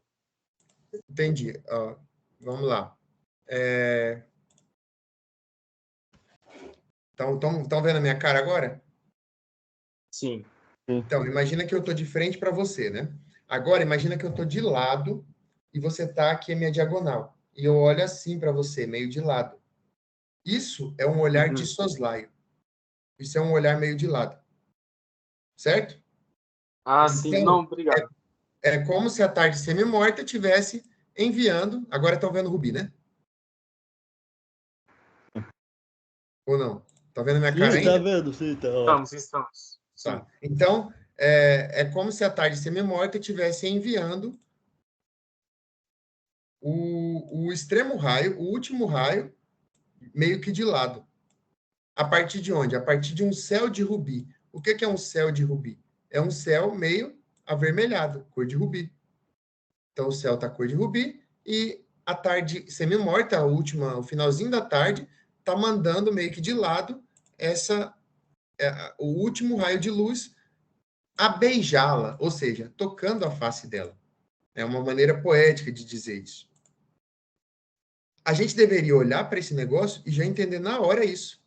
Entender que é isso que o poeta está dizendo. Que ele viu algo nu, ignorado, aos pés do coveiro, em algum momento. Não sei o que é esse algo, né? Não sei quem é, ou que coisa é. Eu só sei que ele viu aquilo. E o que acontecia nesse momento que ele via? Já era finalzinho da tarde, um raio vinha, batia na face daquela coisa, enviava a beijá-la, aquela coisa, meio que de lado, porque à tarde o sol está baixo, então ele envia meio de ladinho já, né? Meio já descendo. A beijá-la, ou seja, tocar a face, a partir do céu de rubi, ou seja, um céu avermelhado, o último raio vinha tocar a face, vinha tocar aquela coisa, e era o último raio, né? A partir do céu. Tudo isso deveria entrar muito fácil na nossa cabeça. A gente deveria olhar para essa poesia e entender isso. A gente não consegue entender por falta de educação mesmo. A gente no geral, a maior parte, 74% dos brasileiros são iletrados. E 56% não sabem que são. Acham que não tem problema de leitura. Então, o que acontece? Isso é português, né? A gente está no curso de latim. Vocês devem estar pensando, tá bom, já entendi que o problema é sério, né? E eu posso mostrar mais coisas. Né? Mas o que isso tem a ver com o latim? Né? Primeiro, pessoal, existe uma forma certa de entender essas coisas, que é muito mais fácil do que isso que a gente aprende nas escolas. Como nossos professores são iletrados no geral, eles não sabem dessas coisas. Então, eles não têm o que ensinar para a gente. Então, eles ensinam fórmulas, né, a gravar as coisas. Né? Com alguns de vocês, eu já consegui tentar explicar, e eu vou tentar explicar de novo aqui, para a gente entender o que é um substantivo. Depois que você captou esse negócio, pronto. Não tem mais dúvida. Qualquer palavra você consegue identificar na hora. O problema é que nossos professores gravaram uma coisa, que foi a forma como eles aprenderam, e aí eles tentam ensinar aquela coisa daquele jeito. Mas não funciona, né? Então, o que é um substantivo? Talvez se vocês gravaram a formulazinha que o professor ensinou, substantivo é aquilo que eu posso dar nome. Né? Mas, essa não é uma definição... É uma definição boa, mas não é uma definição tão boa, porque nem tudo a gente dá nome, né? Por exemplo, verdade. O que é a verdade? A verdade eu posso dar nome a ela? A gente chama ela de verdade, beleza, é um nome para ela. Mas conseguem ver a verdade? Né? Ela não é uma coisa concreta. Mas ainda assim, se a gente olhar a classe gramatical de verdade, é um substantivo. Se a gente for olhar no latim, substantivo vem da palavra substância, que é sub, aquilo que está embaixo, mais a palavra stare, né? Estar, permanecer. É aquilo que permanece embaixo de qualquer variação. De uma forma mais simples, a substância é uma coisa que existe nela mesma e não em outra. Como isso funciona? Bom, a minha garrafa, ela é um substantivo, né? Garrafa é substantivo, certo? Beleza. Garrafa, então, essa garrafa, ela existe nela mesma. Ela não existe em uma outra coisa. Agora, a cor verde da minha garrafa, ela não existe por si mesma. A cor verde existe na minha garrafa. Conseguiram entender? Então, a garrafa é um substantivo, porque ela existe nela mesma. Mas a cor verde não é um substantivo, porque verde não existe nele mesmo. Oi? Porque no caso verde é só na garrafa. Não entendi. No caso, o que o senhor quer dizer? Que a garrafa em si existe nela, mas não a cor verde, porque a cor verde... A cor verde não existe em si mesma. A cor verde existe na garrafa. Entendeu? Sim. A cor verde é um outro que existe na garrafa. A cor verde existe. Não estou dizendo que ela não existe. Mas ela existe em um outro. Já a garrafa existe nela mesma. A garrafa, então, é um substantivo. O verde aqui da garrafa é um adjetivo. Se a gente soubesse latim, a gente saberia que adjetivo vem de ad, que é uma coisa que está em direção à outra, mais ictus, ou seja, jectus, né, iectus, algo que foi jogado em direção a algo. É como se o adjetivo fosse pregado nessa garrafa. A cor verde fosse pregado nela. É isso que é adjetivo. O adjetivo é uma característica, por quê? Porque ele está indo em direção àquela coisa e gruda naquela coisa. Aí é daquela coisa. Né? Isso pode ser grande, pequeno, magro, baixo, alto, mas o adjetivo ele não existe em si mesmo. Você nunca vai chegar numa padaria e vai falar, me vê 2 quilos de verde. Né? Não existe isso. Mas a gente pede 2 quilos de pão, porque o pão existe. E o amarelo do pão existe também, mas não existe sozinho. Eu não compro 2 quilos de amarelo. Eu compro 2 quilos de pão amarelo. Eu não compro 2 quilos de fofo. Eu compro 2 quilos de pão fofo. Ou seja, a característica de ser fofo pertence àquele pão.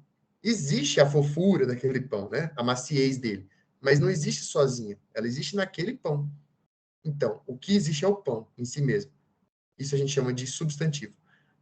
A fofura, a maciez, né? A brancura, o amarelo, todas as características do pão, o cheiro, né? Cheiroso e tal, tudo isso são coisas que existem naquele pão, mas não existem sozinhos.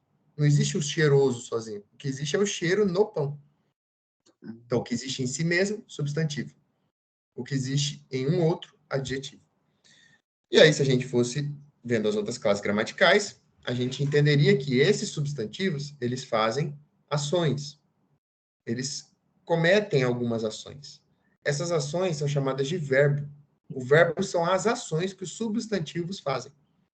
Esses substantivos, eles podem fazer essas ações em outros substantivos. Quando um substantivo faz uma ação, ele se torna sujeito daquela ação. Quando ele faz aquela ação em um outro substantivo, aquele outro substantivo que sofre aquela ação se chama objeto. Essa palavra ob é latim também. Ob é algo que está diante de mim. Ejectus, eu já falei, né? Adjectus, que é jogado em direção a algo. Objeto, que é jogado diante de mim. É daí que vem a palavra objeto. E então, o objeto é algo que está diante do subjectum, do sujeito. O sujeito faz uma ação no objeto. Então, João chuta a bola. Bola é o objeto, certo? Porque ela está diante do João, que chutou a bola, que é o sujeito. Se o João chutou, ou seja, se a ação do verbo foi feita diretamente sobre o objeto, a gente chama esse objeto de objeto direto, porque ele sofreu a ação direta do verbo, do sujeito. Se ele sofreu indiretamente, por exemplo, João chutou a bola na parede. O João não chutou a parede. O verbo é chutar. Então, a ação de ser chutado não foi quem sofreu, não foi a parede, foi a bola. Quem sofreu diretamente a ação foi a bola. Mas, indiretamente, a parede também sofreu a ação. Então, João chutou a bola na parede. A parede recebeu a ação de alguma forma. Então, ela também é objeto. Só que ela é objeto indireto, porque não foi ela que foi chutada, foi a bola que foi chutada nela. Entendeu? Se a gente conseguisse entender isso daí, ficaria muito mais simples. E aqui que vem o ponto. A linguagem serve para quê, pessoal? As coisas existem na realidade. E o ser humano, Deus deu a capacidade dele entender a realidade e dizer essa realidade para os outros. E a gente criou códigos, que a gente chama de palavras, para dizer a realidade para os outros. Em português, nós olhamos para um cão e a gente diz cão, cachorro. Em inglês, a gente diz dog. Em latim, canis. Mas é a mesma coisa. A gente está falando da mesma coisa na realidade.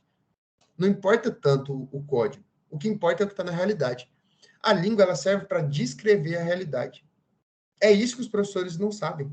Ou esqueceram ou não aprenderam. Que a língua serve para explicar a realidade. E aí, quanto mais aquilo condizer, aquilo que eu estou falando condiz com a realidade, mais é uma boa explicação, né? Então, a língua é uma convenção. Por que é uma convenção? Porque a gente determinou que o nome disso aqui é garrafa. E eu falo garrafa, vocês entendem o que é uma garrafa. Mas poderia ser qualquer outro nome. Entendeu? A gente poderia chamar isso de guarda-chuva. Sei lá, né? Poderia ser um celular. Enfim, é o código. Isso é só um código, essa palavra. O que importa é a realidade, o que aquilo está remetendo. A gente perdeu isso na educação. E por que a gente perdeu isso na educação do português? Porque a base do português é o latim. A gente deixou de estudar latim, a gente deixou de entender português. Então, primeiro ponto, que o latim nos ajuda muito, ele nos ajuda a entender nossa própria língua. Vocês sabem, as pessoas falavam latim, esse latim se espalhou pelo mundo todo e por muitos anos, muitos séculos só se falou latim. E então, os povos de cada área foram mudando aos poucos esse latim. Então, o latim que estava lá em Portugal e mudou lá, virou português. Mas não deixou de ser, de certa forma, o latim. O português até hoje ainda é um certo latim. Tem muita ligação às duas línguas. Eu mostrei para vocês algumas, né? Adjetivo, substantivo, falando o nome, objeto, sujeito, tudo isso veio do latim, né? A maior parte do nosso vocabulário veio do latim. O latim que se desenvolveu na Gália virou o francês. O latim que se desenvolveu na Espanha virou o espanhol. O latim que se desenvolveu na Itália virou o italiano. Mas todas essas línguas são línguas latinas, vieram do latim. Então, entender o latim, primeira coisa, faz a gente entender a nossa língua melhor.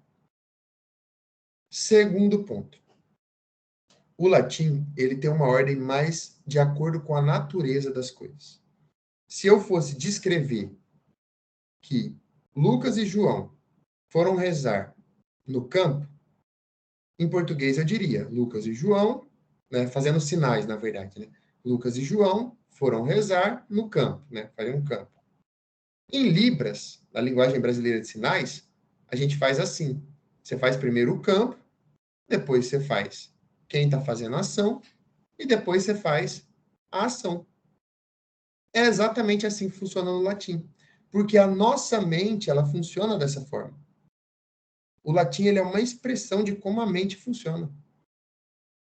Consegue enxergar como que isso é interessante? O latim, ele é mais preciso em relação à realidade do que a mente, do que o português. Isso é impressionante. Terceiro ponto. A grande herança da nossa Igreja Católica Apostólica Romana foi escrita em latim. Gente, mais da metade das coisas que foram escritas não foram traduzidas. Esses textos que a gente tem de Santo Tomás, Santo Afonso, de Santo Agostinho, são excelentes. A gente tem muitos textos em português, mas a maior parte permanece em latim. Então, quando a gente esconde o latim das pessoas, a gente está escondendo basicamente a herança cristã do mundo. Realmente, as pessoas que fizeram isso de caso pensado, para tirar o latim das pessoas, tirar o conhecimento do latim, tirar o conhecimento do cristianismo das pessoas. As pessoas não conhecem. Nos seminários, hoje em dia, as pessoas não estudam latim mais. Elas não sabem.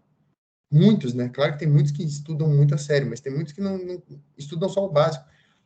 E isso é triste, porque se você tira a língua latina da pessoa, você tira a forma dela conhecer a herança cristã dela. E muitas outras coisas, né? Sei lá, até coisas mais, né, periféricas. Por exemplo, Jesus falou latim com Pôncio Pilatos, então é uma língua desde aquela época, tem 2.000 anos, mais de 2.000 anos que se fala essa língua. É uma língua muito séria. A igreja permanece com o latim porque o português, a cada 100 anos, muda. Se você for conversar com o linguajar dos jovens de hoje, com uma pessoa de 50 anos atrás, ela não entende nada. Né? Se ela tiver vivido hoje, até que ela entende alguma coisa. Mas chega uma pessoa e fala, e aí, bicho, velho, maneira, sei lá, maneiro, sei lá que palavra que as pessoas falam hoje em dia nas escolas, né? Hoje em dia é muito xingamento e tal, mas tenta falar desse jeito que as crianças falam na escola hoje com a pessoa 50 anos atrás. Elas não entendem, porque a língua vai mudando. Apesar de que isso é uma perversão da língua, né? Mudar dessa forma horrível. Mas ela vai mudando. Agora, o latim, ele não muda. A gramática dele é definida. Então, ele permanece para sempre. O que Santo Tomás disse há 800 anos atrás significa a mesma coisa hoje. Vê que interessante? A gente tem mantido, guardada a nossa herança. O latim é para isso, pessoal. É para ficar muito feliz com isso, né? E tem mais coisas, né? O latim, ele desenvolve a inteligência nossa, porque ele te faz raciocinar de forma mais rápida, de forma mais concisa, ao ponto de você ler, por exemplo, Dom Aquino era um grande latinista. Então, se você lê esse poema de Dom Aquino, você vê que está cheio de latinismos nele, as posições das palavras e tal. Quando você lê, sabe latim, você entende na hora o poema dele, sem se demorar muito. Você se torna uma pessoa letrada. E, gente, não adianta. A gente pode tentar criar escolas, criar muitas coisas católicas, né? Mas tem que começar por alguém. Tem que começar por nós. Tem que começar por vocês. Talvez vocês pensem assim, mas é muito difícil, né? Mas é difícil mesmo. Né? A gente nem viu latim aqui, a gente viu português um pedacinho, né? Mas é difícil o latim. Mas é para dar esperança no coração de vocês. Porque sintam isso como um chamado. Vocês estão sendo chamados a aprender algo que foi tirado de vocês. Era direito de vocês ter aprendido latim na escola. Ao invés de aprender tanta besteira, ao invés de aprender tanta bobagem, né? Aprender ideologia, aprender sobre tanta bobeira, a gente poderia estar aprendendo algo sério que forma a gente, que dá virtude, que forma homens de verdade, que forma pessoas de verdade. Isso tudo foi tirado da gente. Né? E, bom, então, sobre o convencimento do latim, tinha muito mais coisa que eu poderia falar para vocês, muito mais, a gente podia ficar 8 horas falando só sobre isso, mas eu acho que não quero ser maçante também. Então, a questão do latim é essa, né? E agora eu vou dizer como que vai funcionar o nosso curso, e eu espero mesmo que vocês se animem com isso, né? O nosso curso acontecerá, a princípio, sempre todos os sábados, às 9 horas da manhã.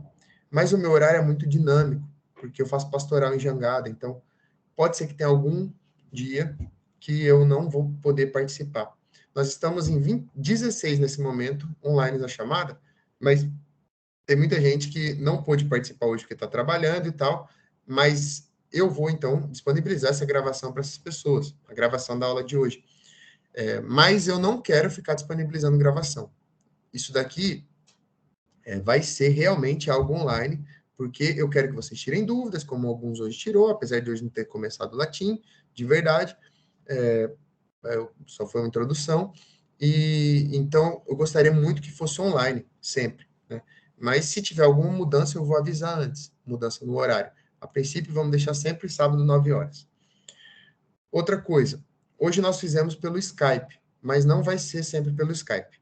Na verdade, o Skype, segunda-feira, vai ser descontinuado, né? Ontem que um rapaz aqui que está no nosso grupo me avisou isso, eu não sabia.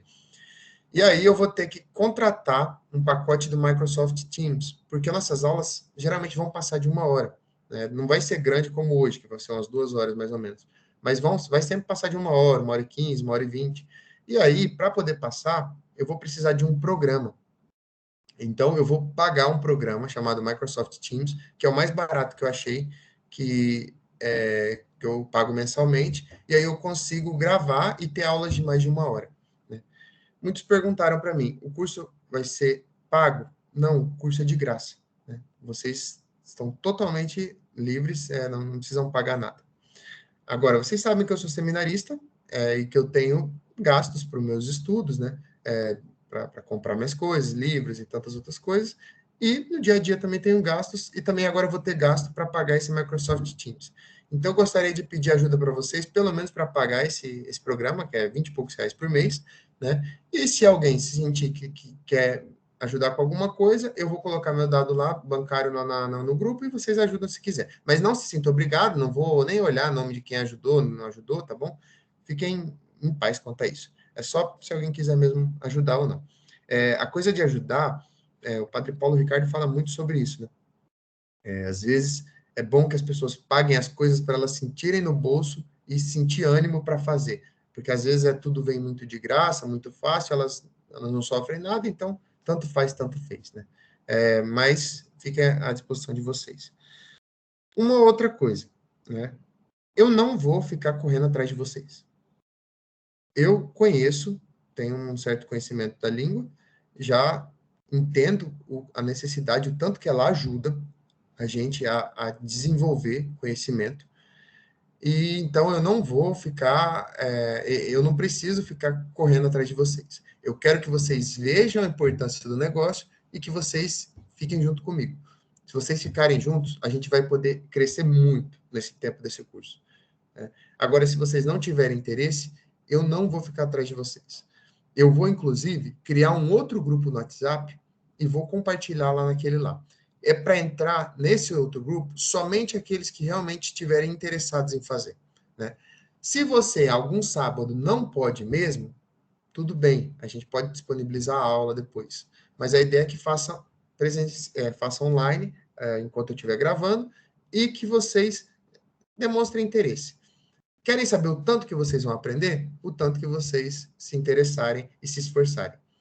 Eu peço para vocês o seguinte: 3 meses. 3 meses para vocês começarem a ver resultados reais na vida de vocês. Resultados no dia a dia. Entendimento nas coisas. Pegar mais fácil aquilo que está lendo.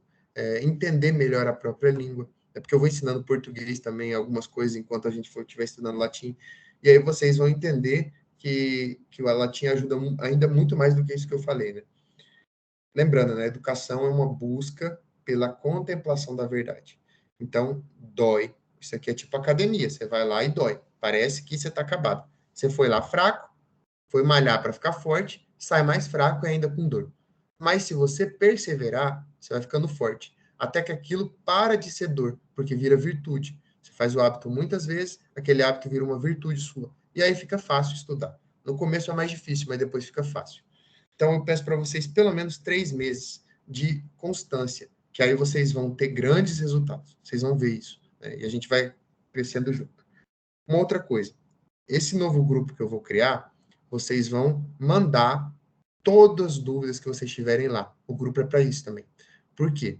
Porque as dúvidas de vocês podem ser de outros, né? Conforme a gente passar atividades, as coisas, vocês vão fazendo os exercícios e vai surgindo muitas dúvidas. Então, é nesse grupo que é para tirar as dúvidas também, que aí já ajuda os outros colegas, certo? Sempre que eu puder, me manda dúvida lá e depois eu explico. Se for algo, né, uma dúvida maior, pode mandar um áudio, eu explico sem problema, tá bom? Uma outra questão. Existe uma metodologia, né, de dicionário, de gramática, de sites que vocês podem acessar para já saber um pouco mais sobre a língua, e tudo isso nós vamos passando para vocês conforme o passar do tempo. No começo da próxima aula, eu já vou ensinar vocês a usar o dicionário latino e fazer pesquisas nas coisas. Lucas, precisa comprar alguma gramática, algum texto? Não precisa. A princípio, não vai precisar. Tudo que eu for disponibilizar para vocês, eu vou disponibilizar de forma online, os textos. Se quiser imprimir, para riscar, para escrever, é muito bom, né? Mas fica tranquilo que eu vou disponibilizar sempre para vocês de forma online. E nosso canal, então, de conversa vai ser sempre o WhatsApp, pelo grupo. A partir da semana que vem vai ser pelo Microsoft Teams. Então, vou mandar para vocês a minha chave, Pix, quem quiser me ajudar vai estar disponível, quem quiser não tem problema. Depois, para entrarem nesse novo grupo que eu vou fazer, somente os interessados, aqueles, talvez eu não mande hoje ainda o novo grupo, porque tem alguns colegas que queriam muito fazer o curso, mas não estão aqui agora, porque foi muito de última hora, né? Mas, para esses eu vou disponibilizar a gravação, assim que eles virem, eu já vou abrir o novo grupo e aí vocês entrem nele, né? E, bom, acho que do que eu planejei falar é isso. Eu quero saber se algum de vocês tem alguma pergunta.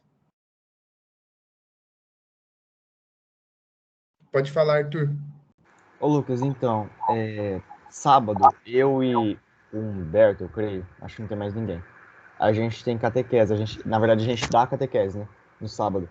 E a catequese, ela vai até às 9, ela começa às 7h30 às 9, geralmente. Então talvez a gente, bom, eu tento pelo menos, como já vai ter acabado, provavelmente só alguma parte mais de organizar, enfim, posso até estar levando meu fone para lá mesmo, começar a escutar, né, para não perder o fio da meada depois. Mas Sim. aí talvez algum dia chegue um pouco atrasado, não consiga ir por causa disso, tá? Sim. Então, eu penso que é o seguinte, para as pessoas, assim, no seu caso, eu não tenho problema nenhum em disponibilizar a gravação, se for uma coisa, por exemplo, como a catequese, né? Eu só não quero que realmente vire para todo mundo uma coisa que eu estou gravando e não tem ninguém aqui, aí depois vão assistir, né? Mas é só por isso. falta de compromisso, né? Isso, exatamente. Mas vocês não fiquem tranquilos que quanto a isso não vão perder conteúdo de forma alguma, tá Tá bom? bom, obrigado, Deus abençoe. Amém. E aí, assim, a gente, conforme for acontecendo as aulas, a gente vai vendo se precisa adaptar alguma coisa, tá bom? Então, durante a semana, baixe o Microsoft Teams, e aí no sábado que vem a gente já vai voltar já vai começar mesmo com o latim propriamente dito, né?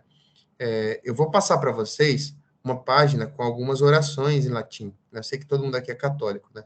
Então, para vocês já irem gravando, né? Com o tempo a gente vai aprendendo pronúncia, vai aprendendo tudo isso. Mas é importante saber rezar as orações, pelo menos principais latinas.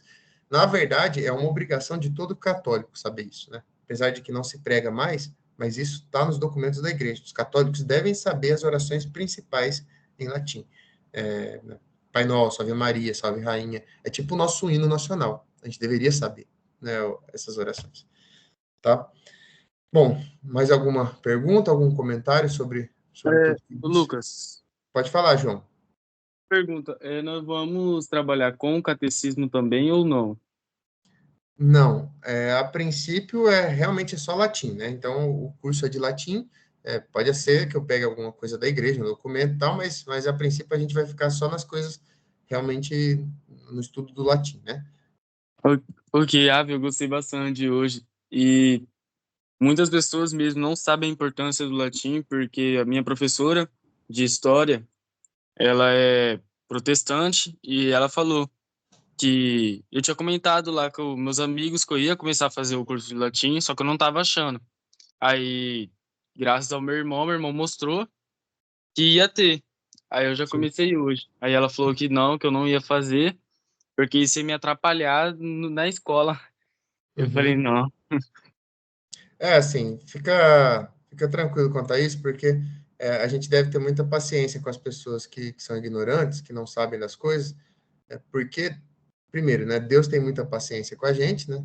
Segundo, porque a pessoa ainda não sabe, mas pode ser que um dia ela saiba, e aí ela veja a importância, e também porque tem casos que não precisa nem discutir, né? Então, assim, de tudo que eu falar aqui para vocês, até peço que nem fiquem, tipo, levando isso para outros colegas tão simples assim, né? De forma tão simples. O brasileiro já faz muito isso, né?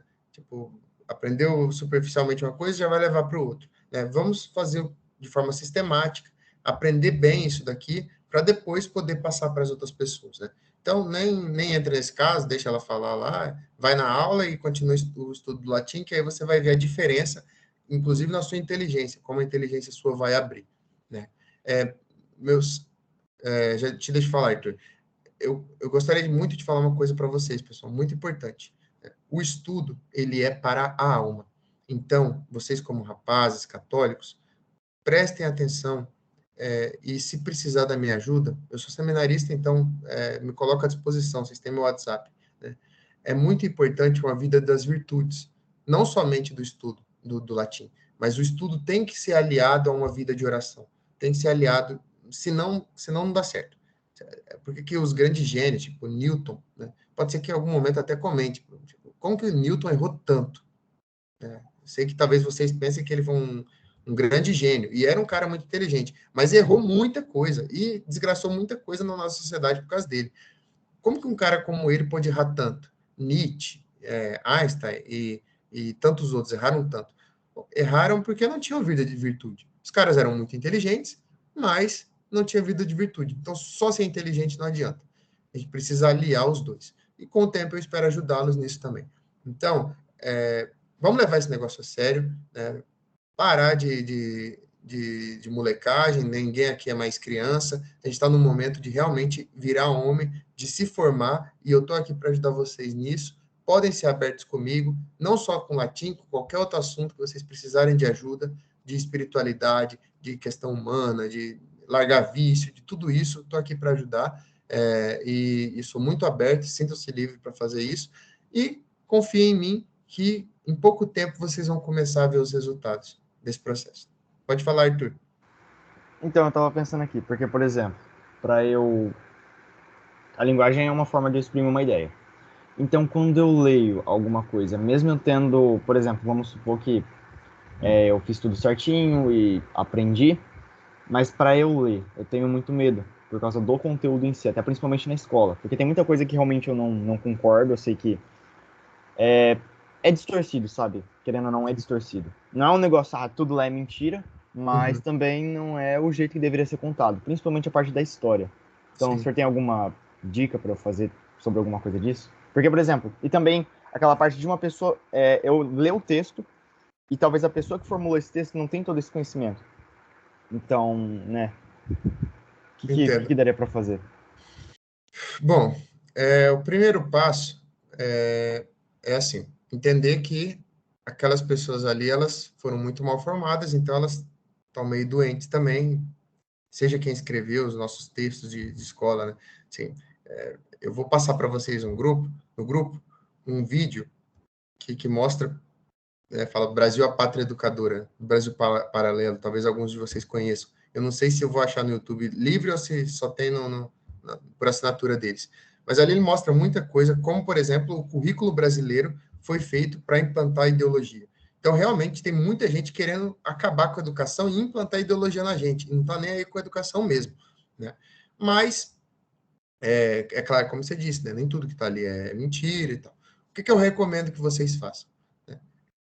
Se formem das coisas corretas. Então, isso que a gente está fazendo aqui já é o começo. O estudo do latim, né, estudar bem a nossa língua, estudar as coisas que a igreja diz sobre a verdade, porque se você já tiver estudado e protegido dessas coisas, quando você for ver essas coisas, você não vai ser afetado por elas.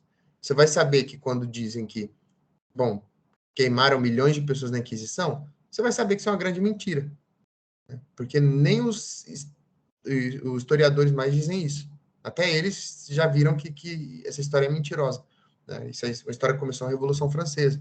Então, o mais importante do que para aprender a ler essas coisas com filtro, é importante se formar bem. Então, o que eu recomendo a vocês sigam firmes no caminho aqui do latim. Eu vou disponibilizar vários vídeos para vocês sobre o problema da educação lá no grupo e outras coisas. Se quiserem ver, vejam, né? E nesses vídeos, inclusive, também dá dicas de como que a gente pode lidar com toda essa situação, né? Mas, a princípio, Arthur, o que eu posso falar para você é isso. Se forma bem, se preocupa mais em se formar bem do que com essa situação da escola. Com o tempo, você vai conseguindo lidar e separando o joio do trigo, né? Se tiver unido a Jesus, não tem como não saber separar, né? Então, essa a questão, né? Estuda as coisas boas, que aí você vai conseguir diferenciar o que é bom do que é ruim. Tá, obrigado, Deus abençoe. Bem. Mais alguma coisa de alguém? Bom, nós estamos chegando a 2 horas, então, nós vamos encerrar com uma oração e depois, então, eu faço todos esses encaminhamentos lá no grupo, tá bom? Eu mando uma mensagem lá. Então, já que é um curso de latim, pelo menos fazer uma oração em latim, né? Em nome de Patris et Filii et Spiritus Sancti. Amém. Ave Maria, gratia plena, Dominus tecum, benedicta tui mulieribus et benedictus fructus ventris tui, Iesus. Sancta Maria, Mater Dei, ora pro nobis peccatoribus, nunc et in hora mortis nostre. Amém. Sancta Maria, Mater Dei, ora pro nobis. Em nome de Patris et Filii et Spiritus Sancti. Amém. Pessoal, fiquem com Deus. Muito obrigado. Deus abençoe vocês, tá? E até a próxima.